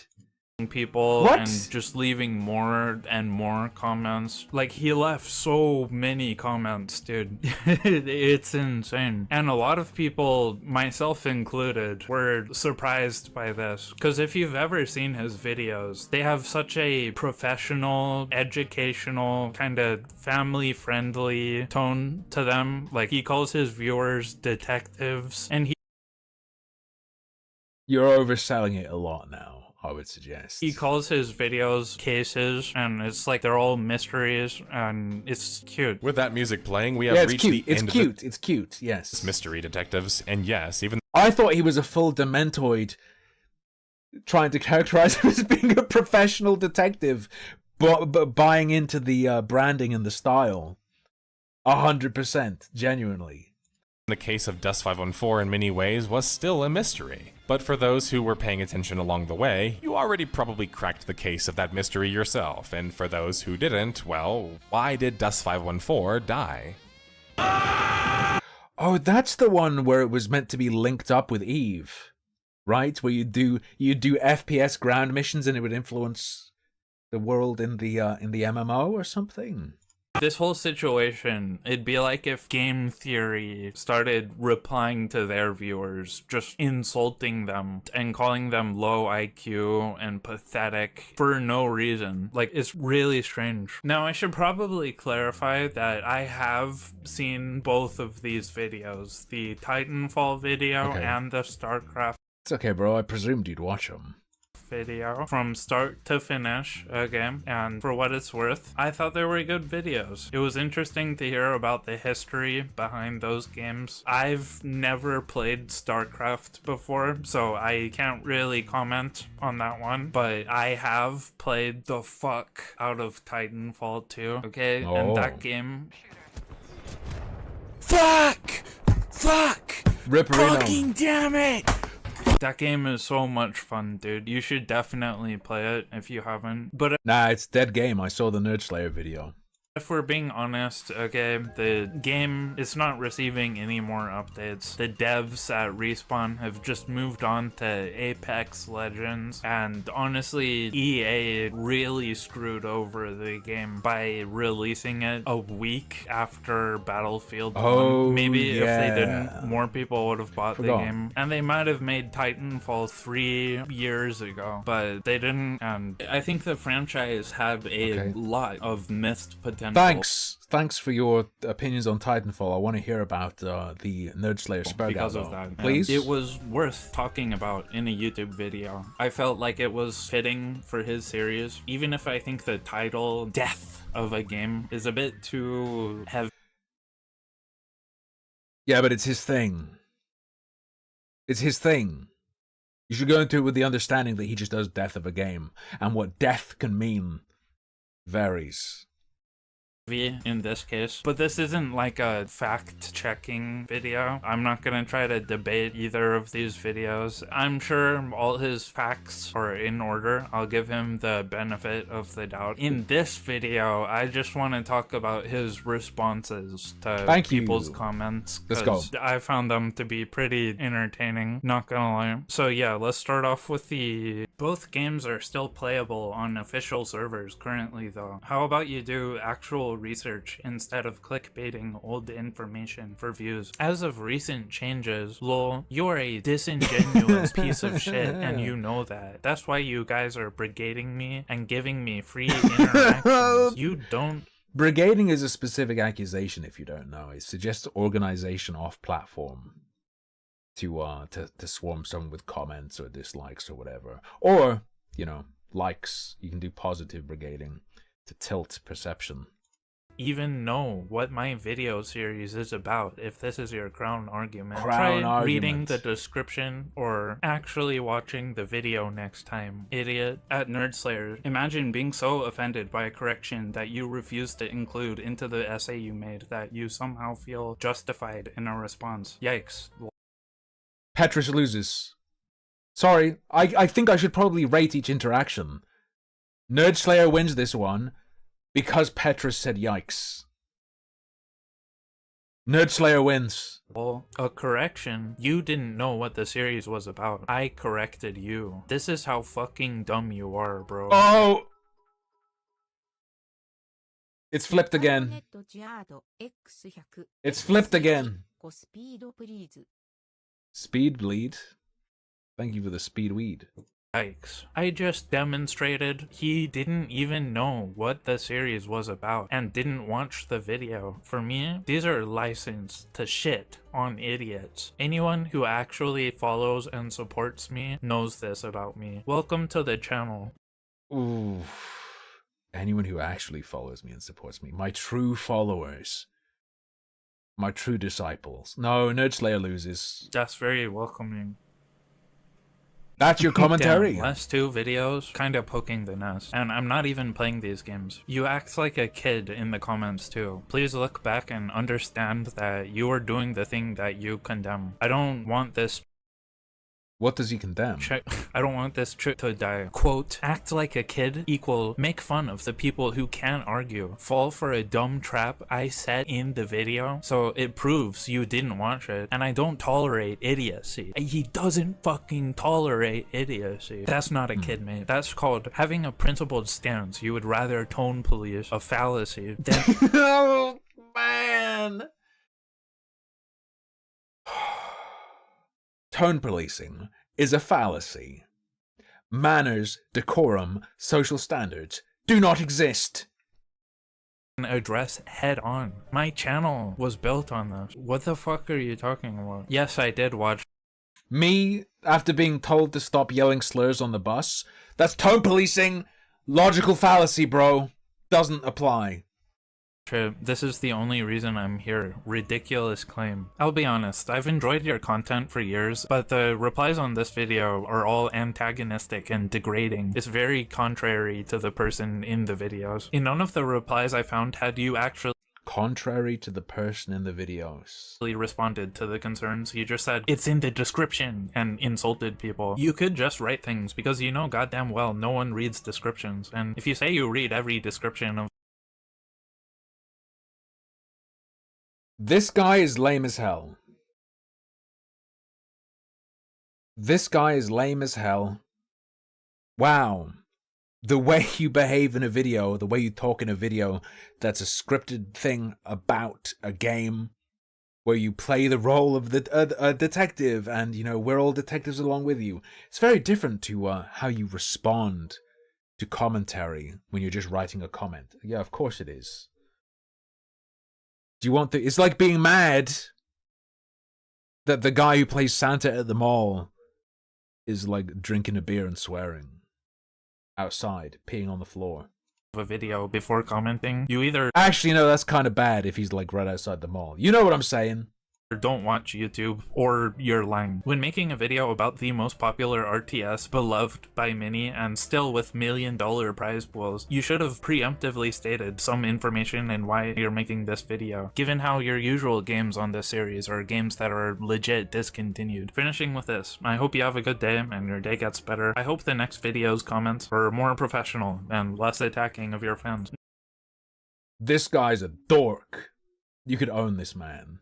No, that's a constructive comment. I like that. He said he should preemptively state why he's featuring the game on his series. So... No, I will not cater to pussies. No, deal with it. Let's see what Nerd Come Slayer... on. Nerd Slayer. Nerd Slayer, this should be easy. Dunk this guy. To say about that. Quote, you can do it. Well-intentioned people who demonstrate they didn't watch the video, don't understand the series nor the video, and then think I have to coddle their fifis because they can't make arguments. You literally wanted to argue they were right, so you had to lie about their intent. Oh god, it's a bad faith accusation in response. Being good. Lol. Mate, it doesn't matter how long you have been watching my content. If you can't understand this, pound sand kindly. Nobody is owed politeness when they can't exhibit any, especially. But he just said, have a nice day, man. I spent the whole video talking about the game not... I guarantee you I can say have a nice day and have it be one of the nastiest things you'll ever hear, to be fair. Being as good as people wanted it to be, ... and you got triggered by the video title despite watching multiple other Death of a games? Huh? How do you genuinely not understand your absurdity? Lol, dang. The soul of wit. Egotistical rambling? Not sure about that. Bro, it's not your take on StarCraft. It's this childish rant for me. I actually thought better of you. Everything he said in the video is wrong, and you know it. Well, this is an easy argument to beat. I don't even have to address anything. You beat it yourself. What okay. Is this? This is AI chatbot level. Here's where I understand some of the frustration. Like, he just said everything in this video is wrong, and you know it. Like, that's a pretty insane thing to say. What? I find it quite easy to ignore any comment, as everyone in the chat right now is fully aware, as you are direly neglected. But if there's going to be something I feel like responding to, it's not going to be the absurd claims. If someone just says something insane, it has no hooks in it. What do you, realistically, what do you even say to that? Like, what is the appropriate response? How? Someone that goes like, everything in this video is wrong and you know it. I'll just fucking respond, correct, if I'm gonna respond. Is a game dead if it takes 10 seconds for matchmaking to find me a match against real players? Why did my mom... Is 1.2k significant in this niche? What is this niche? Commentary on Nerd Slayer? It's more that the video got attention. The video alone. 122k views. Oh man, Nerd Slayer in the comments. Alright, that'll be a treat later. Leave me as a child. I have no idea, honestly. That's pretty funny. That's actually pretty funny. I don't care about Titanfall, but the way you're responding to comments is super lame. I don't give a fuck about your feelings about how... Calm down, Ben. Mr. Shapiro has entered the I chat. respond to ignorant fanboys. Sorry, you must be new here. Learn how to make arguments if you want to post on my content. It's part of the rules. What the fuck? The halls of debate. Firstly, if you don't care about his feelings, then why are you responding? And second, because he cares that the comment was left.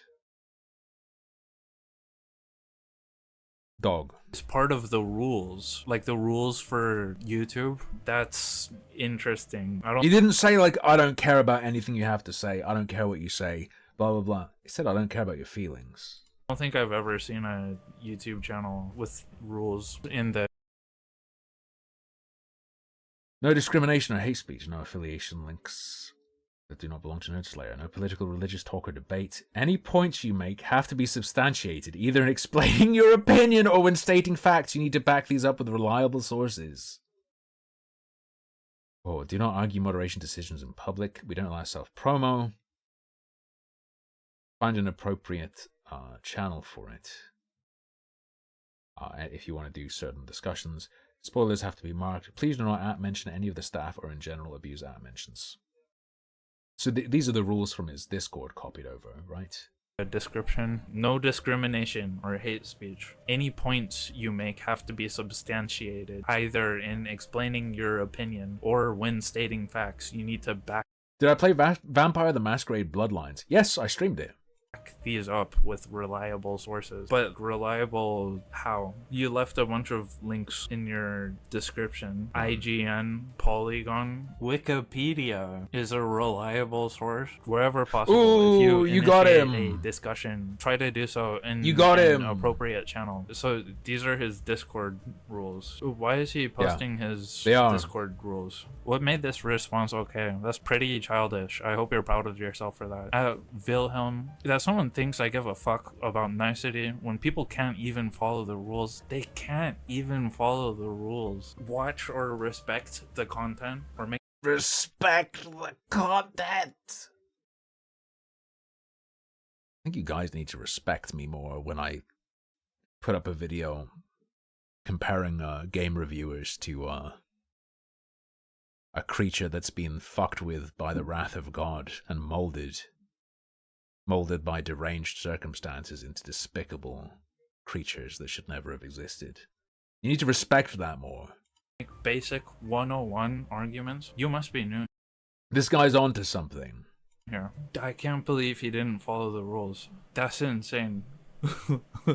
These childish responses to normal comments are insane. Even if you think they are wrong, even if they were 100% wrong, you act like a child to someone having an opinion. Even if someone would argue that 1 + 1 is 3, acting like you are in the comments is just What's he gonna pathetic, say to this? to be honest. Especially if you're ignoring comments that raise valid Let's points go. or deleting them. Lamau. Nerd Slayer. 2 normal comments. You mean comments I mocked on purpose in the video? Then people posted the same arguments word for word, so I made fun of them. They prove they didn't watch the video. Why would I have respect for someone with no respect for me or my craft? No thanks. My heckin' crafterino! Talking about games that aren't as popular as they once were. My craft! Bud. And no, if someone is one We got people putting off fireworks. They just, for the rest of the year now, there are going to be fireworks on and off, okay? Especially on the 5th. 100% wrong, they are an idiot. It's hard to be that wrong about something, especially with so much data and arguments out there. What comments have raised valid points, by the way? Don't worry, I will wait for you to respond, then ban you if you don't, since you didn't read the He needs to give him an exact time he'll wait in minutes before banning him. rules. He's going to ban him if he doesn't respond. Okay? There's a rule forcing you to respond when he tells you to. This is the weirdest Stormgate ad I ever seen. XD, you just accused me of fraud and This is beyond autism. This is beyond autism. So this is going to be on the video about the death of StarCraft 2. Stormgate is a new RTS. The guy's just going, this is the weirdest Stormgate ad I ever seen, ha ha ha. Like it's pumping up Stormgate. I don't know if he mentioned it or not. Whether he mentioned it or not, he could go, like, weirdest Stormgate ad, haha, makes Stormgate look really good. And he's treating it like an actual accusation of an undisclosed ad. Come on, and you are man. banned Come for on. being a complete integrityless idiot. 6 years of watching my content, and you still don't know that such a claim is literally illegal? You just accused me of a crime for lols. Go pound sad, pathetic StarCraft 2 loser. Yeah. Holy shit. It's real annoying. You just accused me of fraud, and you are banned. At Nerdslayer, go to sleep, bro. You need a rest. You are severely overreacting to a random funny funny, sarcastic True. throwaway comment. He never responded again. And he is banned. I can't believe he banned him. And you are banned. I can. Okay, yeah. I can believe I it should 100%. probably explain this whole Stormgate thing. So Stormgate is an indie early... You can understand it by inference. Is he a Stormgate shill? No. Yeah, of course. More insane comments. Give it to me. Feed it to me. I watched this channel a lot a while back. Thought it might be interesting to hear about StarCraft 2. Coming into the comments and seeing Nerdslayer berating anybody that tries to post a different thought was a... Crab paid me to react to this, didn't he? He offered to pay me an exposure. Real surprise. Honestly, just the strange unprofessional behavior in this comment section really put me off the channel. A YouTuber who talks about video games behaving unprofessionally? Now I've seen everything. As a whole. Hearing someone cry about me making fun of people who didn't watch the video and made insanely poor arguments is never going to be a starter for me, man. I would... As much of a spastic as Nerdslayer seems, you have to recognize that some of these commentators are on a similar or worse level. Come on. Recommend learning how to argue or realize that's the entire point of my channel. Not doing so and not doing so well is literally the opposite of the kind of people I want here. For example, the kind of people I want. My detective nation. You will be deported. You thinking me making fun of people who can't respect my content enough to even watch it is unprofessional is absolute peak comedy. Thanks. At Nerdslayer, this is exactly the kind of response I hoped wouldn't happen. Best of luck. Are you, like, doing alright, man? I've always considered myself a pretty big fan of yours and never would have seen this behavior coming. Apparently, you also went nuts under the... Hey, Nerdslayer Studios, are you doing okay? Sounds like you're breathing really fast. The Titanfall video. I'm genuinely concerned. You've got Why do you something keep going blinking, on. Are you Nerdslayer? super stressed? Me responding to arguments equals some random guy I have never met nor engaged with psychoanalyzing me. Dear God, please save me, Mr. Stranger. At Nerdslayer, really, man? Basic concern for someone who seemed cool and level-headed, acting weird and erratic equals psychoanalyzing? I just think you're picking pointless fights and being weird and petty from my outside perspective as someone who doesn't really know you. Maybe you are genuinely just always like this, but frankly, that's just kind of sad, and I just hope you're going through a rough patch. Sorry for bothering you, I guess. That's such a horrible response. Like, I was just concerned if he's doing okay. You don't have to answer that. You can just ignore the comment. But no, me respond. Yeah, and he could also not post it. This stuff is fine. Responding to arguments equals some guy I have never met nor engaged with, Mr. Stranger. We like, skip ahead. sorry for bothering you. Simply Please. because you need a straw man for an ad or can't figure any other way to hit an upload cycle. You can see from your replies to the comments that you have emotionally invested into your preconceived conclusion, while a large part of the viewer base disagrees. This is alienating viewers who... I'm not necessarily getting the impression that he's invested in the conclusions from the video. I think it's more to do with perception of himself. His would otherwise be repeat customers for you and new viewers like me, all for some ego insecurity issue and / or some need to justify shilling Stormgate. It's much healthier for your long-term channel goals to be honest and upfront. If this is an ad, Chris, it's obviously the Limbo of the Lost ending. It's not the _01, but I know what it is. I know what you are. you can just say so at the beginning and just about whatever game you want being dead, and no one will be put off. But you have to at least get your numbers right, and you completely botched that element. Blah, blah, blah, blah. I'm starting to get sick of Sorry, this. or I'm happy for you. Well, you read. Right, we're skipping ahead. That was fun enough. Now we have a call to debate. Reminder, for the YouTube comment warriors not brave enough to argue on voice or text direct on my Discord server or Twitter, if you want to respond to these 1v1 me on the death of games. Points, I will gladly accept it in voice chat or on Discord, private or public chat, nowhere else, because communication is not meant for this platform, nor people brigading posts without actually making arguments and feeling they have won some. Come 1v1 me. Our conflict will be judged by me. Some sort of moral victory. Did you know I don't get notifications, especially on post replies to replies? I literally can't see them unless I click the chain down and look. No, Okay, you can't same. collect that moral victory when you don't join the Discord server to debate me about things you are supposedly so emotionally charged about. You can't make basic arguments about it. I will be waiting, smiley face. Then he lists a bunch of facts. It doesn't about have to be contentious either. StarCraft 2. A dead game is defined as a game that died literally. The 3 blades refers to 3 literal blades. Had a mass exodus / fatal expectations, or the company died.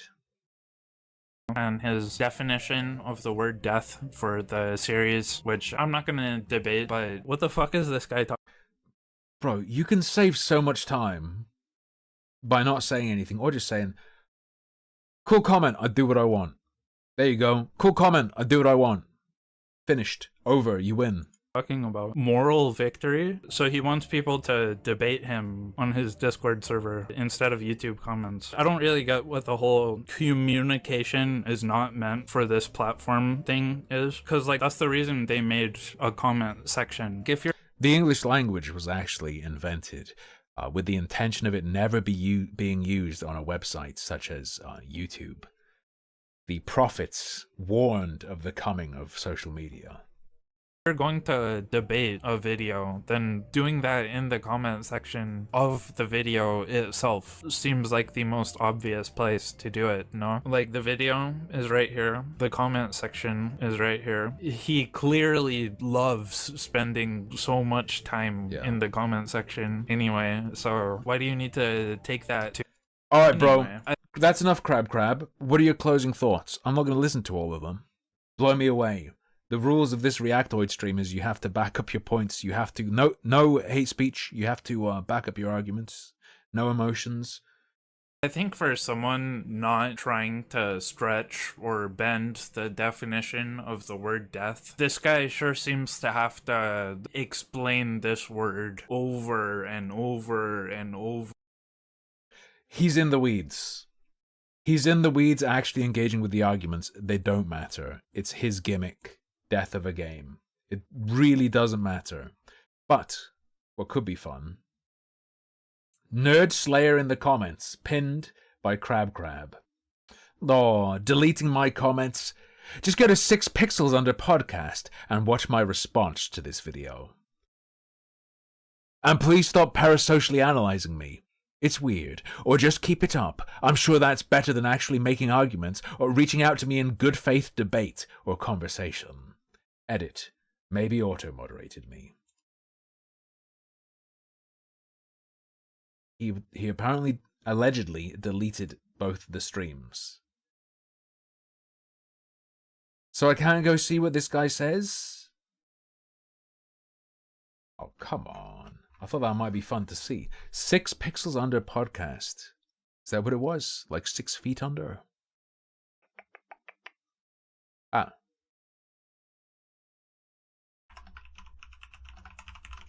Udner, of course. Nerdslayer stream and podcast channel.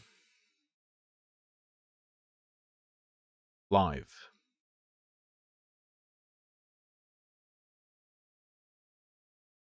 Shit, when was that video?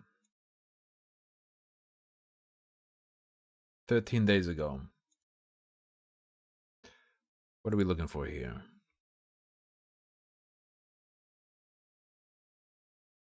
I presume it's not there. I presume it is genuinely just gone. Okay. There was another answer? I scrolled a bit and I presumed there wasn't.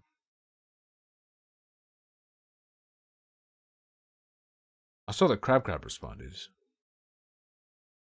with a copy pasta. Kind of. With his own trap in the video. His own Nerd Slayer style trap. Am I crazy? StarCraft 2 reaction. Am I going insane?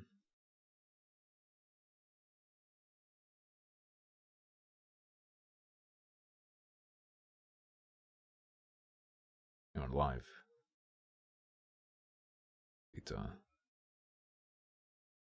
Yeah, but the StarCraft 2 reactions are from 2 months ago. That's presumably when he put the video up. This isn't the guy's... I was looking for the death of a channel, the complete meltdown of Nerd Slayer Studios response. That was 9 days ago, the comment. This stream's from 9 days ago. This could be the one.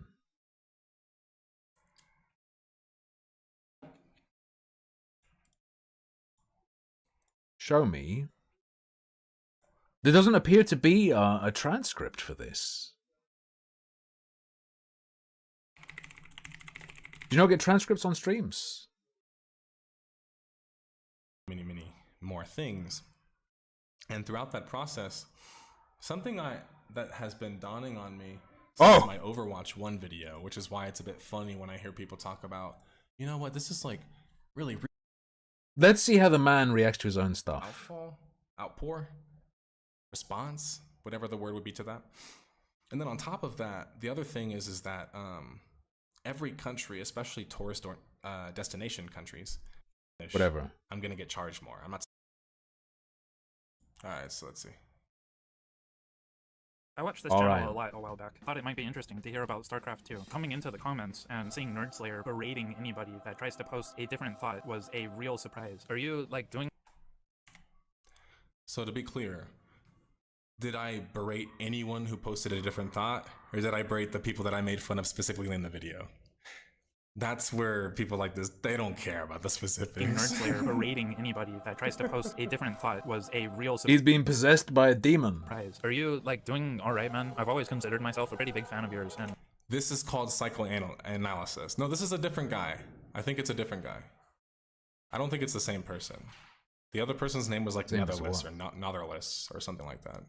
Nautilus. They're so scared to talk to me and like on stream or voice, let alone they think that I would copy strike them because of their shitty videos that have no views or subscribers. Oh, why would I exactly? It's actually funnier for it to leave it up for me, right?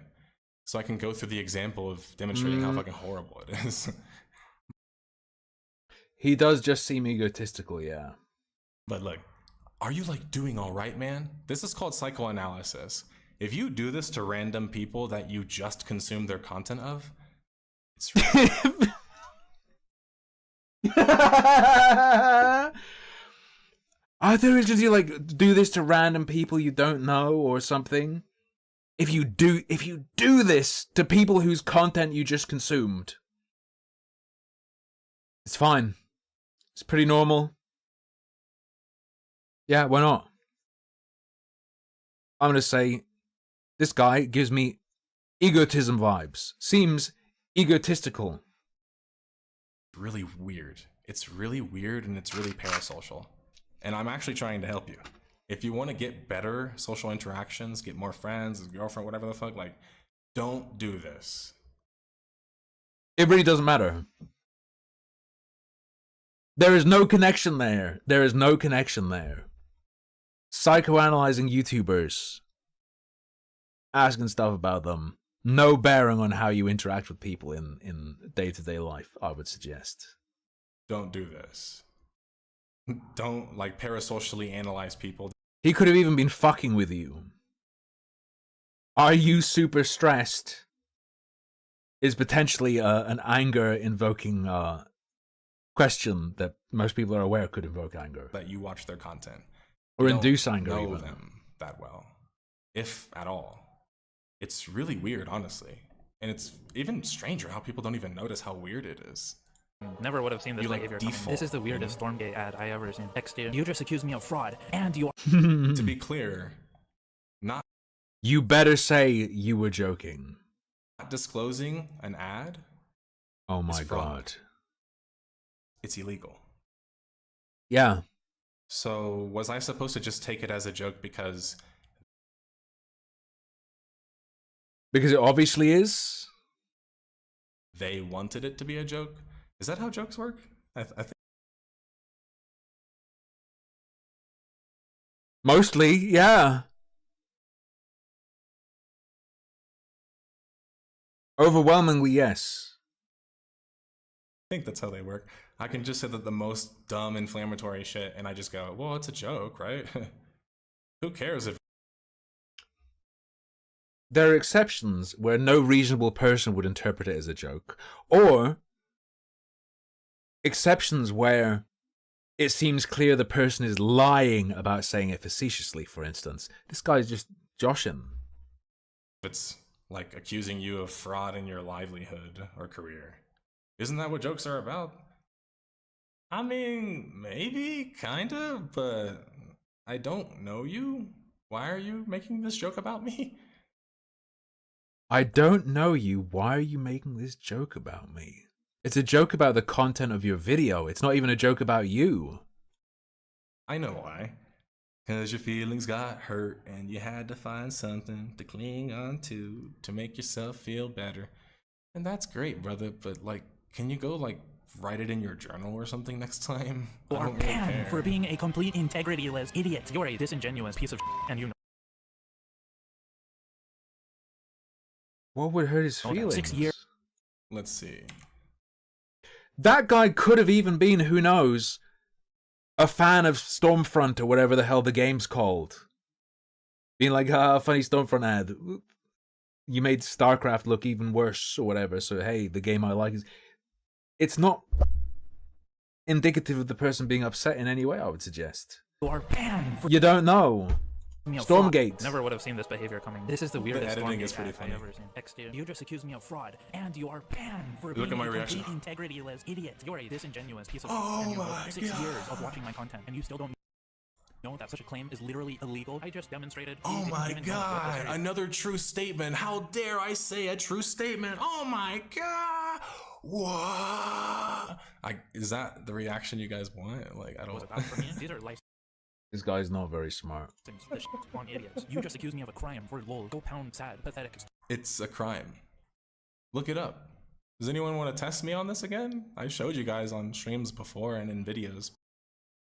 Complaining about crimes when you literally killed that commenter. Before. Anyone want to see if in the United States it's a crime to not disclose Which isn't a crime because it was done in self-defense. an ad? It is. It's called false advertisement. It's actually a crime. That's not false advertisement. No. Could get my channel literally removed. It is illegal to not disclose that you're paid. I'll not disclose that it's an ad.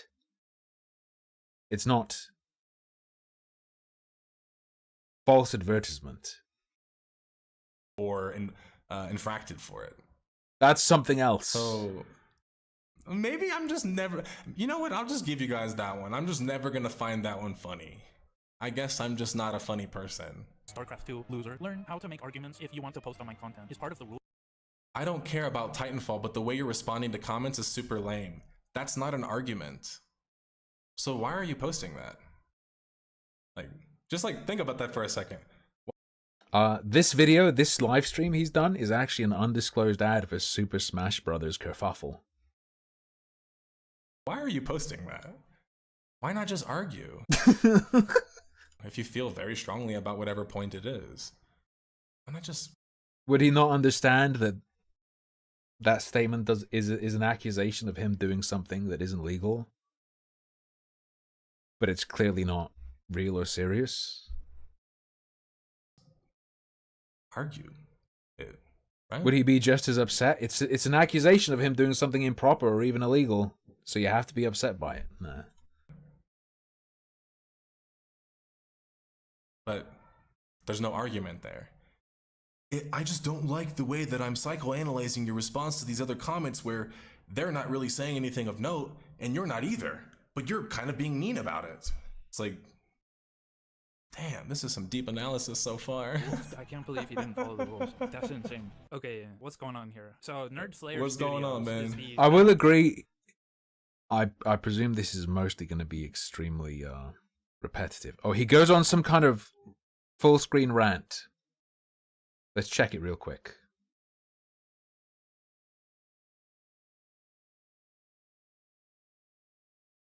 Gotcha. It's not that it's just bad, it's boring, right?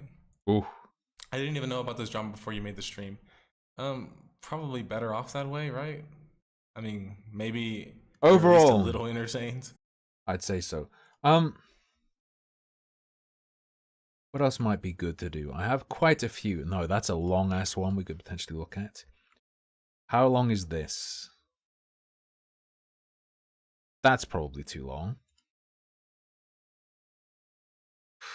How long is this?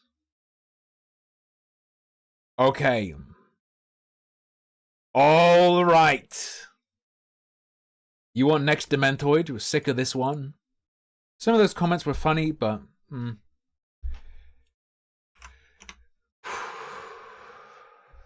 We're going in raw to a Roblox YouTuber exposed video. Although, I don't believe this video is an exposed video. I believe this is a video commenting on this person allegedly being exposed. Let's go. It's Roblox time. Roblox time. So recently, one of the biggest family gaming channels on YouTube, being FGTV, known for making family-friendly orientated Uh-oh.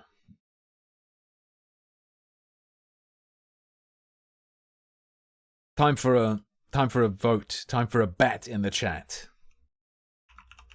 Pedo or something else? Do you think this will be a pedo accusation? Or an accusation of something else? Emphasizing that it's, you know, ped or something else. Emphasizing the family-friendly nature of the channel makes me feel like it's a setup for, something pedo-y coming out.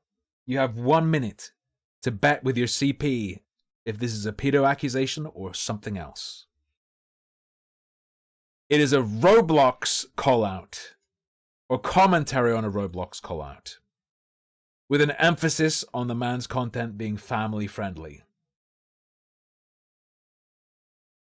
30 seconds to put in your bets on Twitch.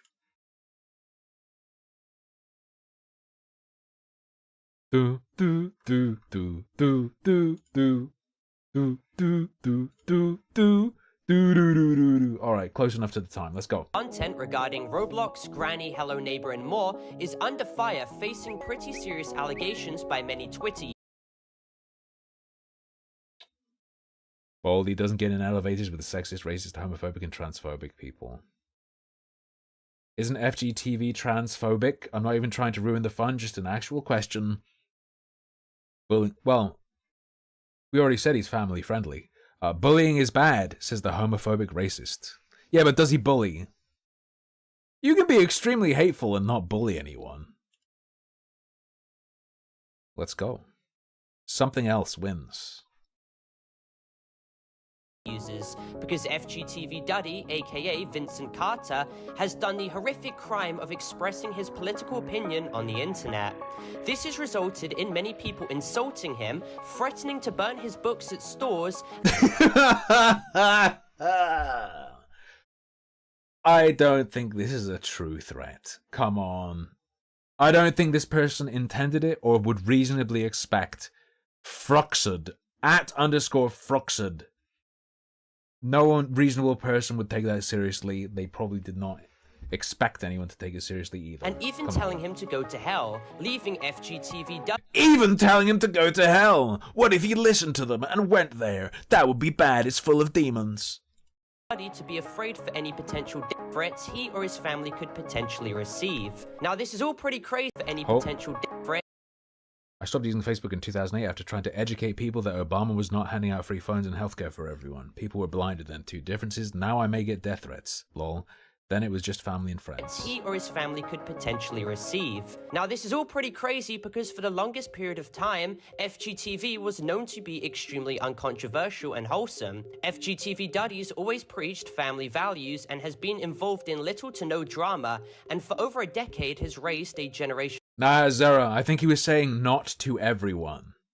of people who grew up watching his content. I personally remember watching his Skylander boy and girl videos when I was super young back in I think that's where the emphasis was. too. But now he's facing unfounded accusations This is making me miss Crunker, man. and allegations of transphobia and homophobia, and I'd like to dissect this situation and give a more Homophobia? I think pronouncing it homophobia is itself homophobic. nuanced and mature take regarding all of this and offer criticisms where necessary. Now, FGTV is relatively active on his Twitter account with over 50,000 followers, and as of recently, he has made some tweets criticizing and going against Kamala Harris. Kamala is not loving it. McDonald's reference, I presume. I mean, this is my country too, and people voting based off of misinformation and emotions is dangerous. Voting based off of misinformation, bad. Emotions involved in voting, of course. That's straight up unavoidable. And that's connected to your values. That's connected to your take on facts. Two people provided the same facts with different values, with different feelings, are going to come to a different conclusion regarding who they should vote to on that basis, who they should vote for on that basis. Emotions, you don't. And has been in support of US Republican presidential candidate Donald Trump. And with all political-based situations, in this specific video I'm making, I am not endorsing nor advocating for either political candidate. I'm a Roblox-based YouTube channel and not a political channel. I'm a Roblox-based YouTube channel, not a based Roblox YouTube channel. Don't get it twisted. I'd much rather prefer to keep it that way, because topics like these can get very messy, and they're very polarizing and complex. The Roblox kids are not going to be okay. He has to put the definition of controversial on screen. Man, the Roblox kids are not alright. Now, regarding FGTV, the main tweet that sparked all this backlash against him is where he is seen making a tweet stating Kamala Harris is not loving it, under a tweet of Donald Trump working at McDonald's. Now, the backlash he received for this tweet was monolithic, with thousands of users literally devastated that he was pro-Trump. It was monolithic? Trump, and claiming that he is washed and also he had fell off. Now, after this tweet garnered traction, oh no, the worst condemnation of a Zoomer. Fell off. Users came out to claim that he was a bad guy or a trash person or a weirdo or someone who simply should be hated upon. He's a Roblox content creator, so the weirdo allegations are fair under all other circumstances just on the basis of that. And upon finding this tweet, they had also found out that a couple of months back, he had made a video laughing at Biden dropping out the 2024 race on his Instagram, in which many people in the comments of this post had claimed that they would unsubscribe. I think being glad that Biden dropped out is a pro-Kamala take. Pro-Kamala-oid. And not support him anymore, so here's a clip of that. Guys, even though President Biden is the worst president in American history, he has been able to learn to do something that he has not been able to do for years, and we should be proud of that. Just the other day, he learned to step down. They had also found out in the past that he had expressed pro-Trump sentiment. What in the fuck? Back last year too, and I mean, he makes it no That video felt like watching an alien. Secret on his account. Even back years and years ago, he expressed how he never liked Obama, so he's always remained relatively consistent with his political opinions. But of course, don't get me wrong, objectively and personally, I don't think it's the best idea to conflate your family-friendly, brand-affiliated accounts into the messy topic of politics. Unless you go hard, it could save you. Pull the Trump ripcord.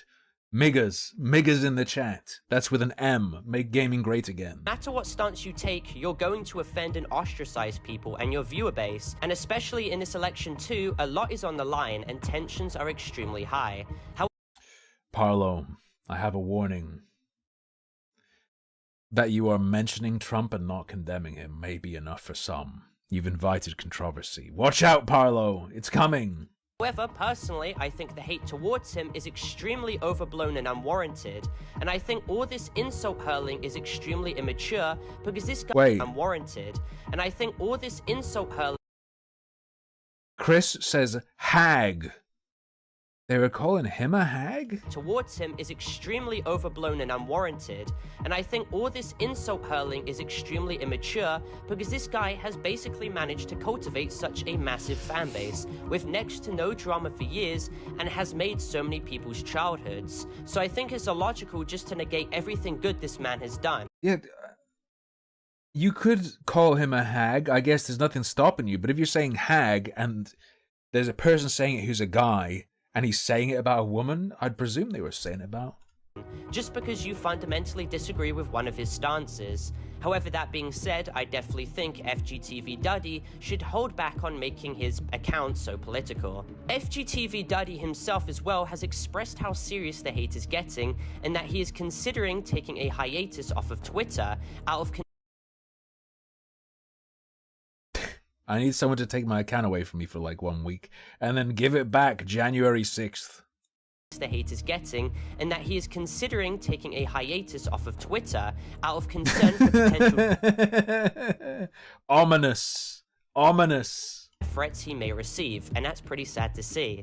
I think making comments about burning his merchandise or telling him to go to hell or claiming that he is a horrible, terrible person is a little harsh considering the fact that we barely know what his full stance on any of these situations are. Everyone is basically just assuming. Now, there are some users who are expressing...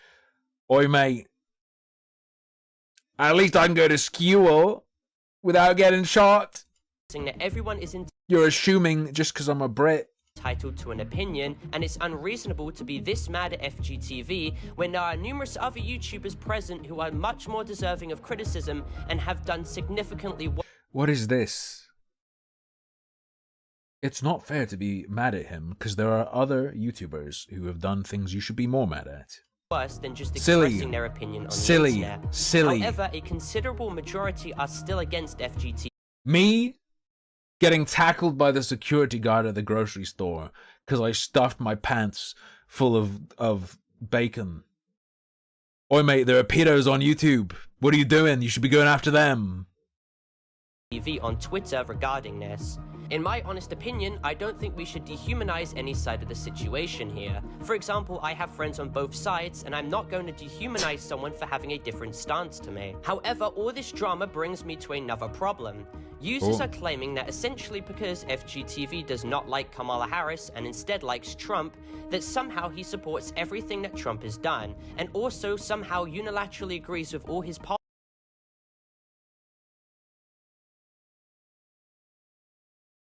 Materially, he does if he's voting Trump. Personal level, aligning with everything, no. Policies when that is a completely unsubstantiated accusation. Are quote tweets monetized on Twitter? I have no idea. I don't qualify for it, so I haven't seen the back end. Everyone's just guessing. Users are claiming that essentially FGTV is a homophobe and a transphobe with barely any proof whatsoever. Now, the only bit of evidence people have to illustrate that FGTV is indeed homophobic. Do we do a bet on it? What would the bet be? Slur or not a slur? Is a tweet he made telling Disney and Target to quote-unquote please do better back in late May of last year, 2023. What's the context for that? In response to the Pride merchandise controversy at Target and the Disney woke drama of that same year too. Now, users correctly brought up in response to people claiming that he was homophobic for this, that just because you disagree with big corporations pandering towards minority groups for money and for their own benefit does not suddenly mean you're against the fundamental belief of LGBTQ rights. rights. In fact, there is a clip going around of FGTV Duddy making a joke about Mike, his son, coming out the closet, and then ending it off with a meme stating, "But there is nothing wrong with that." Here is a clip. Mr. Mike, you can come out of the pantry. I wasn't gonna say closet. Not that there's anything wrong with it. Now, he could have just chosen not to include that end clip, but he did, because he is literally not against gay people. I mean, man, it's a joke. He's made no inclination that he is. That end clip literally proves how he's indeed. This is the level. This is the level we're at in Roblox commentary. I need to start playing Roblox again. I think I could clean up, infiltrate, become a community figure, and then just go full bore on people. go full bore on people. Supportive of gay people. He literally states there's nothing wrong with that. Sure, his family is a Christian-orientated family, but to call him homophobic and transphobic are crazy claims that need a lot of proof in order to prove the validity of. One tweet lacking substantial context is— Need a lot of proof?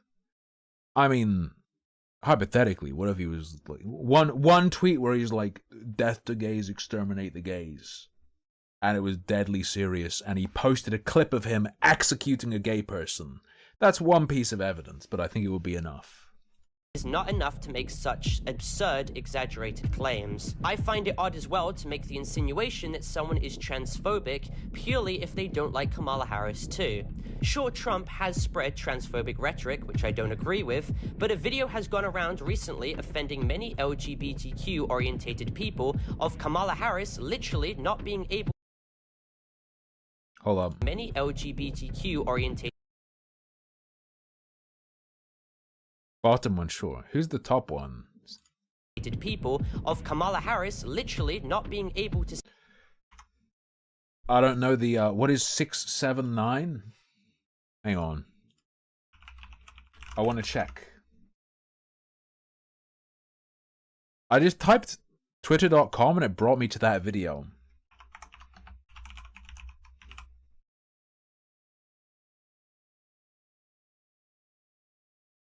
Okay, it's a leftoid, sure.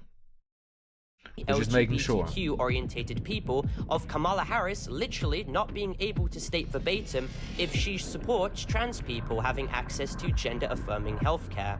She literally provides a nothing response to the interviewer, deflects to Trump, and ultimately dodges— She literally provides a nothing response. This guy's talking in a way that I think is enough for people to sniff Republican sympathy. the question entirely. And don't just take it from me, take it from what everyone else is saying in response to this and judge it for yourself in this clip I'm about to show. Let me ask you this question, very broadly speaking here. People can't do... People aren't detecting a read? People aren't getting a read on this guy? Man. In Roblox commentary, you can put out this video and then feel the need to say, I'm defending FGTV in this video. I'm not hating him. Watch all of the video before you comment. Man. Do you believe that transgender Americans should have access to gender-affirming... Sometimes I feel like it doesn't matter what I say, because people will watch it and say whatever regardless. It's just noise to have on in the background, and they comment based on the title. This guy, though, for real. Holy. ...care in this country?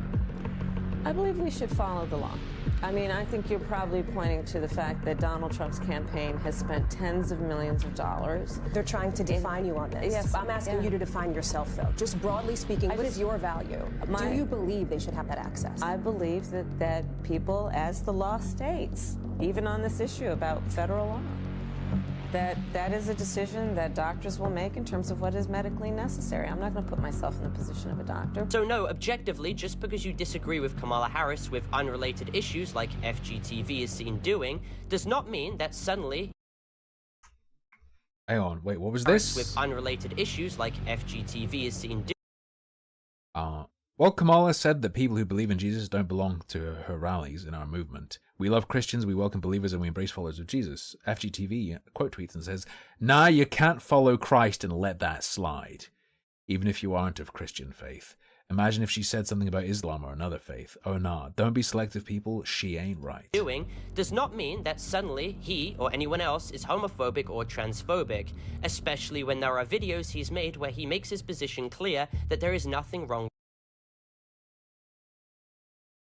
Adding the meme to the end of this, adding the not there's anything wrong with it, this isn't him making his position clear. Come on. With being gay. On similar topics too, FGTV has always been a role model for young children looking up to him, and he's used his platform to the best of his ability to teach his fans that bullying and harassment is indeed wrong. So it would be fundamentally flawed if he was suddenly homophobic, because that would go against everything he preaches. So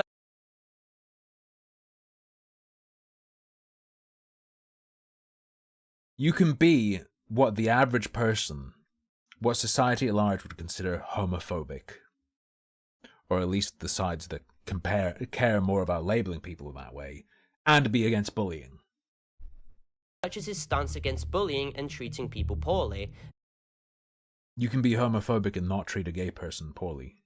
That is why it is such a stretch to claim that he is in fact homophobic. Here is a clip. Let's pause this. I want to talk about bullying. It's not okay. Watch what happens, right? When I crumple this paper just a little bit, right? Okay, I crumple it just a little bit. Okay, now the next day, I crumple it a little bit more. Okay, now the next day, this is my content. And then a little bit, and then a little bit. And then you keep crumpling it, right? That's like a bully. He keeps being mean to this one kid day after day after day. Now let's pretend that bully says sorry. Whoa. That bully says sorry. What would happen? You said sorry to this paper. You try to fix it. You're like, bro, I'm sorry. Is the paper fixed? That's why we need vengeance against all bullies. It can never be fixed. But if you soak the paper in blood and then forge it in between two slabs of steel, it will be unwrinkled again. Can you see that? This paper is damaged forever. It will never be the same. I don't care. Hey kids, if you've ever been bullied, you will never recover. Just want you to know. If you've been bullied more than 3 days in a row, there's no going back. You're wrinkled, dog. Even if the bully repents, you're fucked. It's over for you. The bully can be given forgiveness. You will never be uncrumpled. You sit here, you try to do this. This paper is ruined. Holy shit. Because of that bully, this paper will never be the same. This is why bullying is not okay. Just throw it away. You're being bullied? Just end it. It's over. This situation definitely reminds me of the Scott Cawthon drama, where Scott Cawthon, creator of Five Nights at Freddy's, was found to have been a Republican who supported Donald Trump, and he was harassed and doxxed because of his political stance and beliefs, which was absolutely disgusting. And he too was claimed to be homophobic with no real feasible evidence behind said claims whatsoever. Still to this day, people on Twitter wish harm on Scott and claim that he is homophobic. And just like with Scott, FGTV is seen having similar rising levels of hate against him, and it's sad to understand the reason why he is putting himself into positions like these. He does so because he claims he wants I mean, this is my country too, and people voting off him. To combat election misinformation, and is ultimately stressed out about the possible election results coming up very soon. And I definitely feel like this entire situation is easily summarized by the pancakes and waffles Twitter dilemma, where you can go It's not quite the same. Go on Twitter and say that you like pancakes, and a user will come out claiming that you hate waffles, despite you never saying that. And in this case, people claim that FG... What are the odds that someone who likes pancakes hates waffles? I don't think there's high odds. I don't know the correlation. What do you think the odds who's someone like, as a follower of Christ, you can't let that go? Kamala Harris, dumb bitch, whatever. What do you think are the odds they might line up with certain other views? It's not the same as the pancake waffle dilemma. FGTV doesn't like gay people merely because he supports Donald Trump, which is completely unsubstantiated. There's no proof he... There's a reason to suspect he might hold certain views. Not enough to say he does, but it's not insane to suggest he may well. hates gay people. Now, obviously this video is reasonably controversial, and I don't want any insinuation to be made that I am propping up or endorsing any candidates with this video. I just felt as if it was necessary to add sufficient context and inform everyone about this situation. I think the hate and massive claims against FGTV is extreme. However, the criticism against FGTV of being overly political is a fair stance to take. I think it's best to keep politics out of a kid-friendly brand, but what are your opinions regarding all of this? Make sure to leave a like and subscribe if you're new, and comment your opinions down below. What? The Roblox YouTuber FGTV drama gets worse. There's a follow-up. I'm going to film it to this FGTV guy, by the way.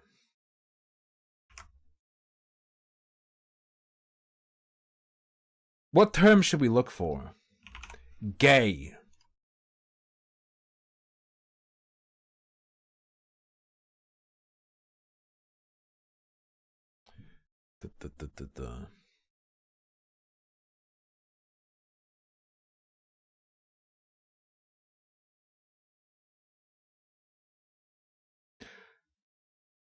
Right. A lot of the time when he says game, YouTube subtitles are gay. You're it. They ran this way. Sorry, this is my favorite part. The cutscene because you're so good at it. I'm Piggy. Hang wait, on. oh wait, I need Wait, that. Sean, you're Piggy? Who is this? Wait, that's not the subtitle. Hold on. The captions are all wrong. Has it failed me? Let me do it within this.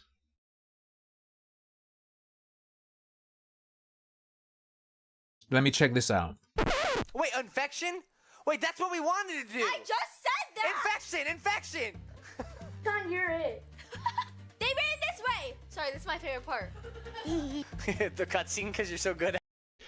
So within those lines, the YouTube transcript suggests that someone says, "You're a gay baby." Okay. YouTube auto transcription go in sicko mode. Right?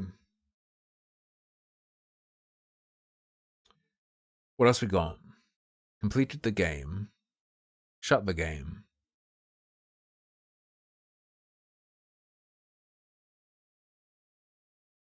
I'm good. Wait. I'm so dang. No, you're. We have a clip of him saying, "I'm so gay."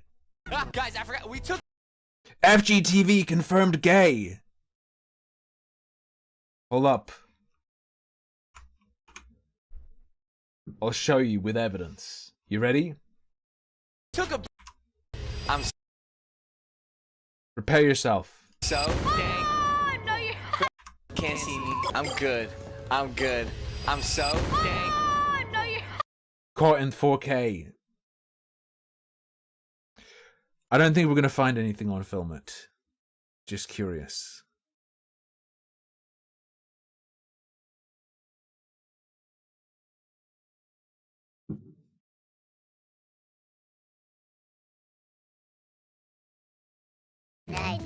No, that's not how you do it. No, no. Hopefully. No, Dad got read as "you're gay." It's a text Asian gay gamer is in the subtitles. Asian guy gamer and Rob texted me. Asian guy gamer, not Asian gay gamer.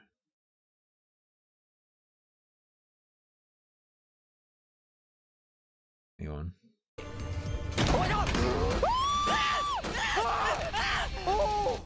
Oh gosh! Not scary. What is he still in there? Let's see. He's He's gone.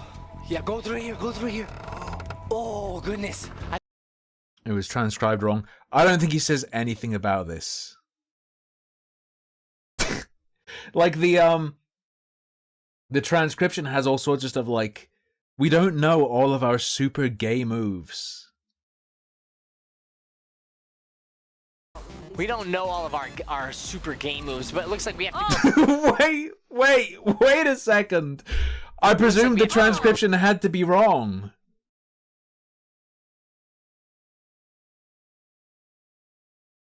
I was unfamiliar how far Star Wars had gone. It looks like our 20, but no, of course, we don't have our game moves down. We don't know all of our super game moves, but it looks like we have to go. Okay, it's not pre-recorded. You're copy-pasting, so I'm ignoring you. Super gamos. Yeah, I think it's fair to say he does not say anything about the gays.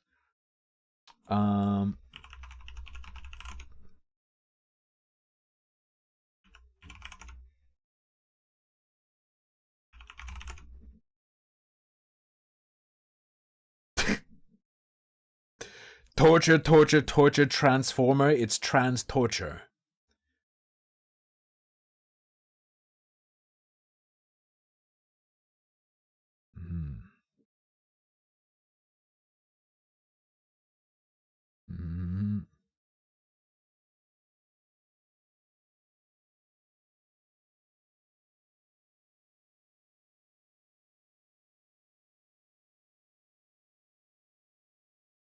Watch this one. One more to check.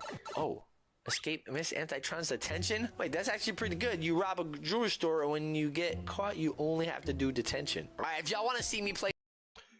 Does appear that he does not say anything like that in there. Okay. Apparently this drama developed though. How's Neko's win streak going on internet arguments? So after my last video, the FGTV drama has gotten so much worse, with Twitter getting even more mad about the situation, and viral rumors spreading across the internet that Didn't Duddy shoot his father? Yes, but Duddy's father was abusive. He still visits his father's grave, and he gave his children the childhood that he never had. So basically, FGTV Daddy, aka Vince, had a really rough childhood. He lived in a neighborhood called the Bronx, one of the most dangerous neighborhoods in the city of New York. They were shooting cults, drug dealing, shootouts, and domestic abuse. Dad was abusive to him and his mother. Once he was drunk and punched his mother to the ground, so he got a gun from his dad's cupboard and shot his dad. His dad's actions influenced him, so he did the same to his siblings. Now FGTV Duddy had a stepdad, but he did what was right to his first one. Hope this helped. That did not help at all. What the hell did you just say? FGTV Duddy apparently shot the Bronx Summoners. and killed his own father, so let's get straight into it. So for those of you who don't know, in my last video, I covered how FGTV Duddy, aka Vincent Carter, who is the father behind one of the biggest family gaming channels on the platform, called FGTV, with over 25 million subscribers, was seen making political tweets on his Twitter account. Fact check. 24 million at the time of that screenshot. In favor of Donald Trump and going against Kamala Harris. Now, I covered how as soon as Twitter found out about this, FGTV Duddy received a lot of hate, including people insulting him and even threatening to burn his books in stores, all which basically made FGTV Duddy fit if he or his family may receive any potential death threats. The situation also resulted in FGTV Duddy getting accused of being racist or being homophobic or even being transphobic, merely because he supported Donald Trump and made an out-of-context comment a year ago regarding Target pandering merchandise towards the LGBT. He made an out-of-context comment. Community for profit. And keep in mind, there was no proof whatsoever that FGTV Duddy was racist, homophobic, or transphobic whatsoever. In fact, users found a video of FGTV. Is this guy really 50? Wait, the person we're listening to? Duddy, not a chance. He was literally stating 0%, literally 0% chance. Mr. Mike, you can come out of the pantry. Well, I wasn't gonna say closet. Not that there's anything wrong with it. But ever since I made the video on the subject, Twitter, of course, had decided to get even more mad about this all, and this users music is have so totally good. misunderstood the meaning of my original video. I had made it extremely clear in my pinned comment that I supported FGT. The drama developed in that people just saw the title of this guy's video. assumed what was in it and ran with their assumptions. Amazing. And I supported the idea that everyone should be able to express their opinion on the internet maturely without facing the fear of having harassment thrown their way. I made it clear that FGTV did not deserve to get attacked or harassed, but he probably shouldn't have made his kid-friendly brand account so political, which was a take many of his own fans also agreed with and stated, because the world of politics, especially as of recently, is extremely controversial and polarizing. Especially as of recently, politics is controversial. Come on, man.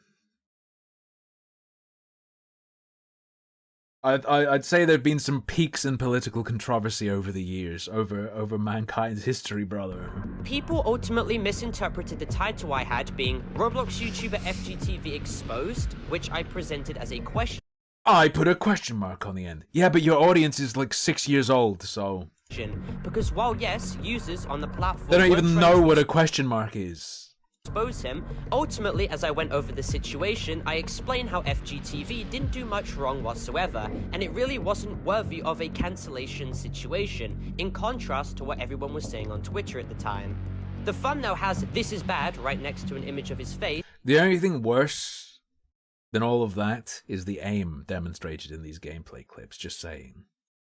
Because this situation was objectively bad, as threats were being thrown towards FGTV Duddy, is pretty self-explanatory. The point of my video wasn't to spark a political debate or to cause any political fragmentation in the community, because I literally state how I'm endorsing no candidates whatsoever in the video. I thought that everyone could go about addressing this maturely, but it appears that they cannot. The point is, everyone could go about addressing this maturely.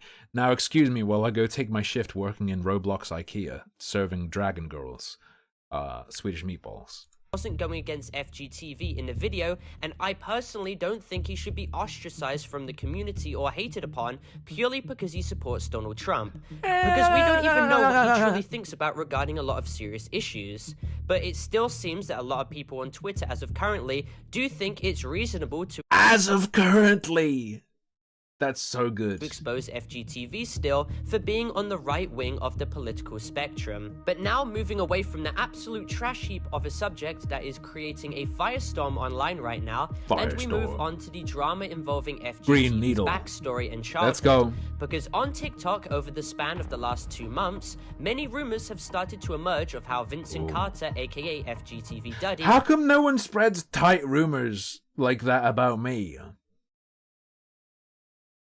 How come no one ever goes like, yeah, harmful opinions kept killing the new kids who'd come to his school?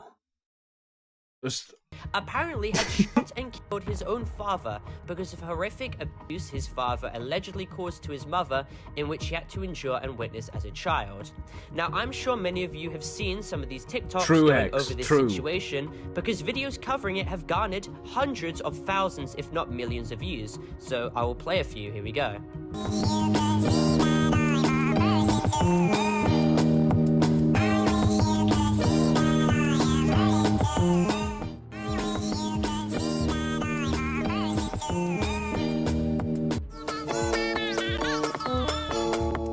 Welcome to the kids aren't gonna make it, man.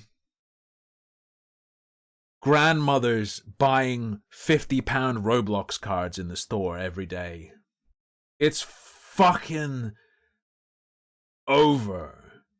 From FGTV's old rap channel from over a decade ago called Intelligence. Now, what? In this channel, he would create rap songs, participating in competitions and whatnot, but the video we will be focusing on today is a video he made called Break the Cycle. In said video, he shows a story of a child being played by Mike, which is FGTV's son, growing up in an abusive household with an alcoholic father. Censoring the word abusive? I don't think you need to at all. Played by FGTV Duddy in this video. Now, in this household, the child witnesses the father beating up and hurting his mother. Here's a clip.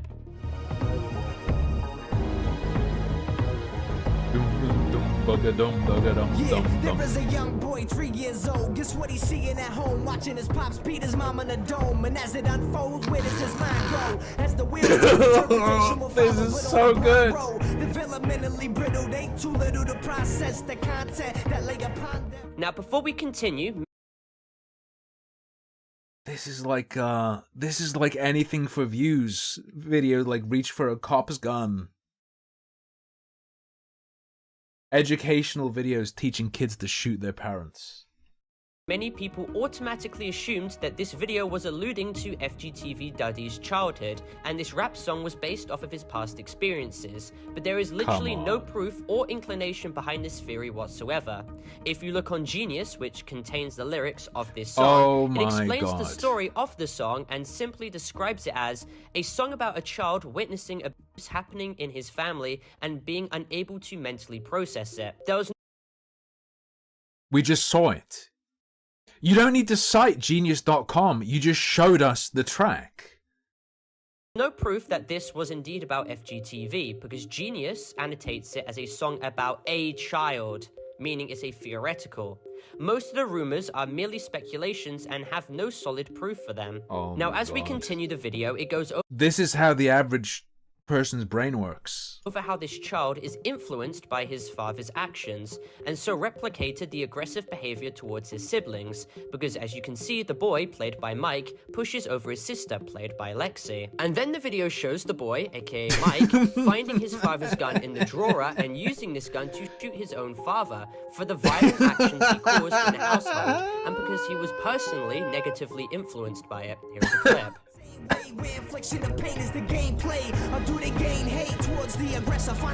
End the cycle. Kill your fucking dad. They knew was stored in the father's dresser, and think back to a cartoon he saw on TV. One shot, make the bad guy die, it's easy. Now, for any average viewer, the common misconception here is that 1, this is a real story based on actual events, and 2, that this is proof that FGTV shot and possibly killed his own father. However, as we all know, there is no concrete The Roblox drama beat is so easy if this is the level of stuff you debunk and comment on. proof that this rap song is actually based I'm so jealous. off of true events, especially when Genius states themselves that it's a song about a child witnessing abuse. Like, the stuff we look at isn't exactly highbrow or intellectual, but man. Not specifically FGTV Duddy himself in the past. What's even more damning is how, because of children not being One shit, I don't know why, never wipes away no matter how I try. able to fully understand lyrics at a young age, they were under the idea that the song alluded to the fact that the father was genuinely shot and killed, when that's not the case. You described it as a fact. If you take a look at the lyrics, it states, This guy's phrasing is all jacked up. or do Yeah, hey, this third-party website said it's not true. Source, I wrote it. they gain hate towards the aggressor, find a gun loaded, they knew it was stored in their father's dresser, and think back to a cartoon he saw on TV, one shot make the bad guy die is easy. The use of or at the start of the sentence, or do they gain hate, means that this is or a hypothetical. Oh my god.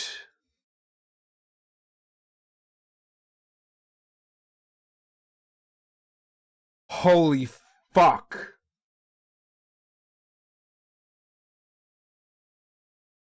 It goes over what the child was probably thinking at the time to cope with his mental problems, as the song is about a child not The song is middle of the road on what abuse causes. The song is about how FGTV has no position or feelings about what witnessing abuse does to a child. He doesn't know what happens. being able to mentally handle domestic abuse. The point of the song was to not go over the fact that the child killed his dad. Actually, far from it. The song is about how the child grows up to forgive his dad's past actions and prays and finds God in the process after his father dies of old age, while raising a family of his own and treating them well, hence breaking the cycle of mental trauma and domestic abuse, as him and his happy family walk away from a gravestone of what is probably the late father's. Here's a clip. It's easy, or will he grow up and learn to forgive? Pray to a God he can't see, but with faith he exists. Breaking the mold, the pattern gets shattered within his soul. And now he's a light to those with a family all of his own. There's many roads in life, some people stronger than others. So I'm urging every father and all of the baby mothers to smother the baby cubs with nothing but love. Okay. love. More than enough, the fate of the world should start with faith he exists. Yeah, it's Discworld rules. It's Discworld rules. Now, since FGTV Duddy hasn't officially responded to the situation, that's left a lot of these rumors to circulate around the internet. Thousands claim that FGTV Duddy, I'm going to advise you not to get political, but you should absolutely entertain the accusations of genuine retards and babies. TV Duddy and his mother was abused by his Whaler only prays to gods that can be seen. Yeah, that's why you watch my stream. Father, so he essentially shot and killed his father in self-defense, which is entirely unsubstantiated and most likely a false rumor with everything we've gone over. Most likely. It's still possible that FGTV Duddy abused his siblings and shot his dad. This could be most important. Just making sure he doesn't... Hey, I can't confirm that he didn't abuse his sister and kill his parents. Just want to be clear, don't want to spread misinformation in case I'm wrong. Done by the fact that FGTV himself has collaborated with his father, which featured in his videos back in 2018. Here's a clip. Inside the pumpkin? Yeah. Oh, my dad's a... You can't see it, but the camera it's actually a GoPro attached to a Luger pointing out of the pumpkin at his dad's face. Pumpkin head. Smelly in here. Now, this leads me to believe that this is actually his father, too. Fucking released Zyklon from inside of a pumpkin. Hey, Dad, what does this pumpkin smell like? As FGTV Duddy doesn't address him as a stepfather. Keep in mind as well, FGTV Duddy's parents and sisters created a YouTube channel themselves. This is the greatest drama coverage of all fucking time. Holy shit, the detective work. Funky Bunch. In this channel, FGTV Duddy also appears in some skits too. Here is a clip. My favorite game, I'm gonna give you some more candy. Oh, I have a lot of candy right here. Oh, awesome. Yeah, you guys can go ahead and pick some.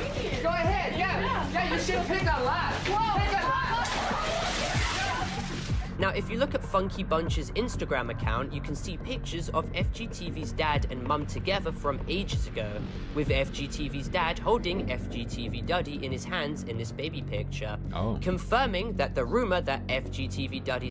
This video is really fucking weird. If I was FGTV, I'd feel weird about this video, personally. His dad was dead to be most likely categorically untrue. Now, there is, of course, the rumor going around that FGTV Duddy was born in the Bronx, which, for those of you who don't know, is an infamous county in New York known for its high poverty and crime rates, which could show the possible humble upbringing of FGTV Duddy, from a rapper in the Bronx to now a FGTV, a rapper in the Bronx. Technically true, but the multi-millionaire family gameplay YouTuber in a space of only 10 years, and if it's true, it would show a massive and extremely impressive rise to prominence from where he started to where he is now. However, as of currently, I cannot find many sources yeah, justice for Peanut, the squirrel that was killed, confirming or denying the information that he was born in the Bronx, but that's most of the situation covered. Hopefully this video does a good job with clearing up a lot of the misinformation and misconceptions about this situation. I wish there was more clarification from FGTV Duddy about whether this song was a genuine story about his life, but more like... FGTV, you need to clarify that you're not a sister-raping murderer. Being political is a mistake, but you should make a statement about how you're not a sister-raping murderer, because that won't have negative effects. Likely than not, with all the evidence provided, it probably isn't, because ultimately it's best to assume that rumors are false rather than taking them as being true. But if you did find this video helpful, make sure to leave a like and subscribe if you're new, and obviously this video is not intended for cyberbullying, hate or harassment or anything like that. This is merely just an educational and informative video going over the yeah, I like educational documentaries. There's a really good one called The Roblox YouTuber FGTV Drama Gets Worse. The entire situation as a whole. And with that being said, I'll see you all in my next video. Also, make sure to go join my Discord server, discord.gg/Paolo. Goodbye. To be fair, each of us probably believes something equally silly to this and just have no idea. Perhaps something arguably wrong to the same degree. I don't think each of us believes something as silly as this, though. No. Anyway, I only believe one thing, and that's that The Bazaar is a fucking sick new game. So is Stormshot, the game that sponsors the stream, of course. Ladies and gents, that throat clear can only mean one thing. I'll play Bazaar on stream at some point. Zara, the servers have been down today. It's been unplayable because they didn't expect Europe to have as many players, and the servers aren't handling it. So I'm not even going to try it. But it will feature on stream, like, you know, when I'm done with drama and whatnot for today. BAZAAR, like a market Bazaar. Crit dagger build. Do you mean the dagger that like can ostensibly trigger itself? The dagger that's triggered by crits? Or is that the throwing knife? Whatever. There are a bunch of cool builds. Actually, before I go, let me show you one little funny thing. One reason this game that I told you about is sick. I'll wait, where is it? Where's my dang old message? Okay. I don't have to explain the rules. Throwing dagger, yeah. I got hit by it once. It fucking sucked for me. It fucking sucked for me running into it. So this is a like auto battler hero builder where you build out a loadout of items that automatically have effects, a bit like backpack battles. Some of the items destroy other people's items. This was my 10th win. I just deleted his entire loadout so he couldn't fucking do anything and just had to sit and watch as his health got chipped away. Dam plus harpoon plus the battery that makes it charge faster. Just delete them. I'll tell you how it's played when I play it. Anyway, ladies and gentlemen, thanks for hanging out today. I hope you enjoyed the stream. I will be back tomorrow. Until then, thank you for your viewership, your companionship, your incredible generosity. Good night. Sleep tight. Don't let FGTV kill your dad.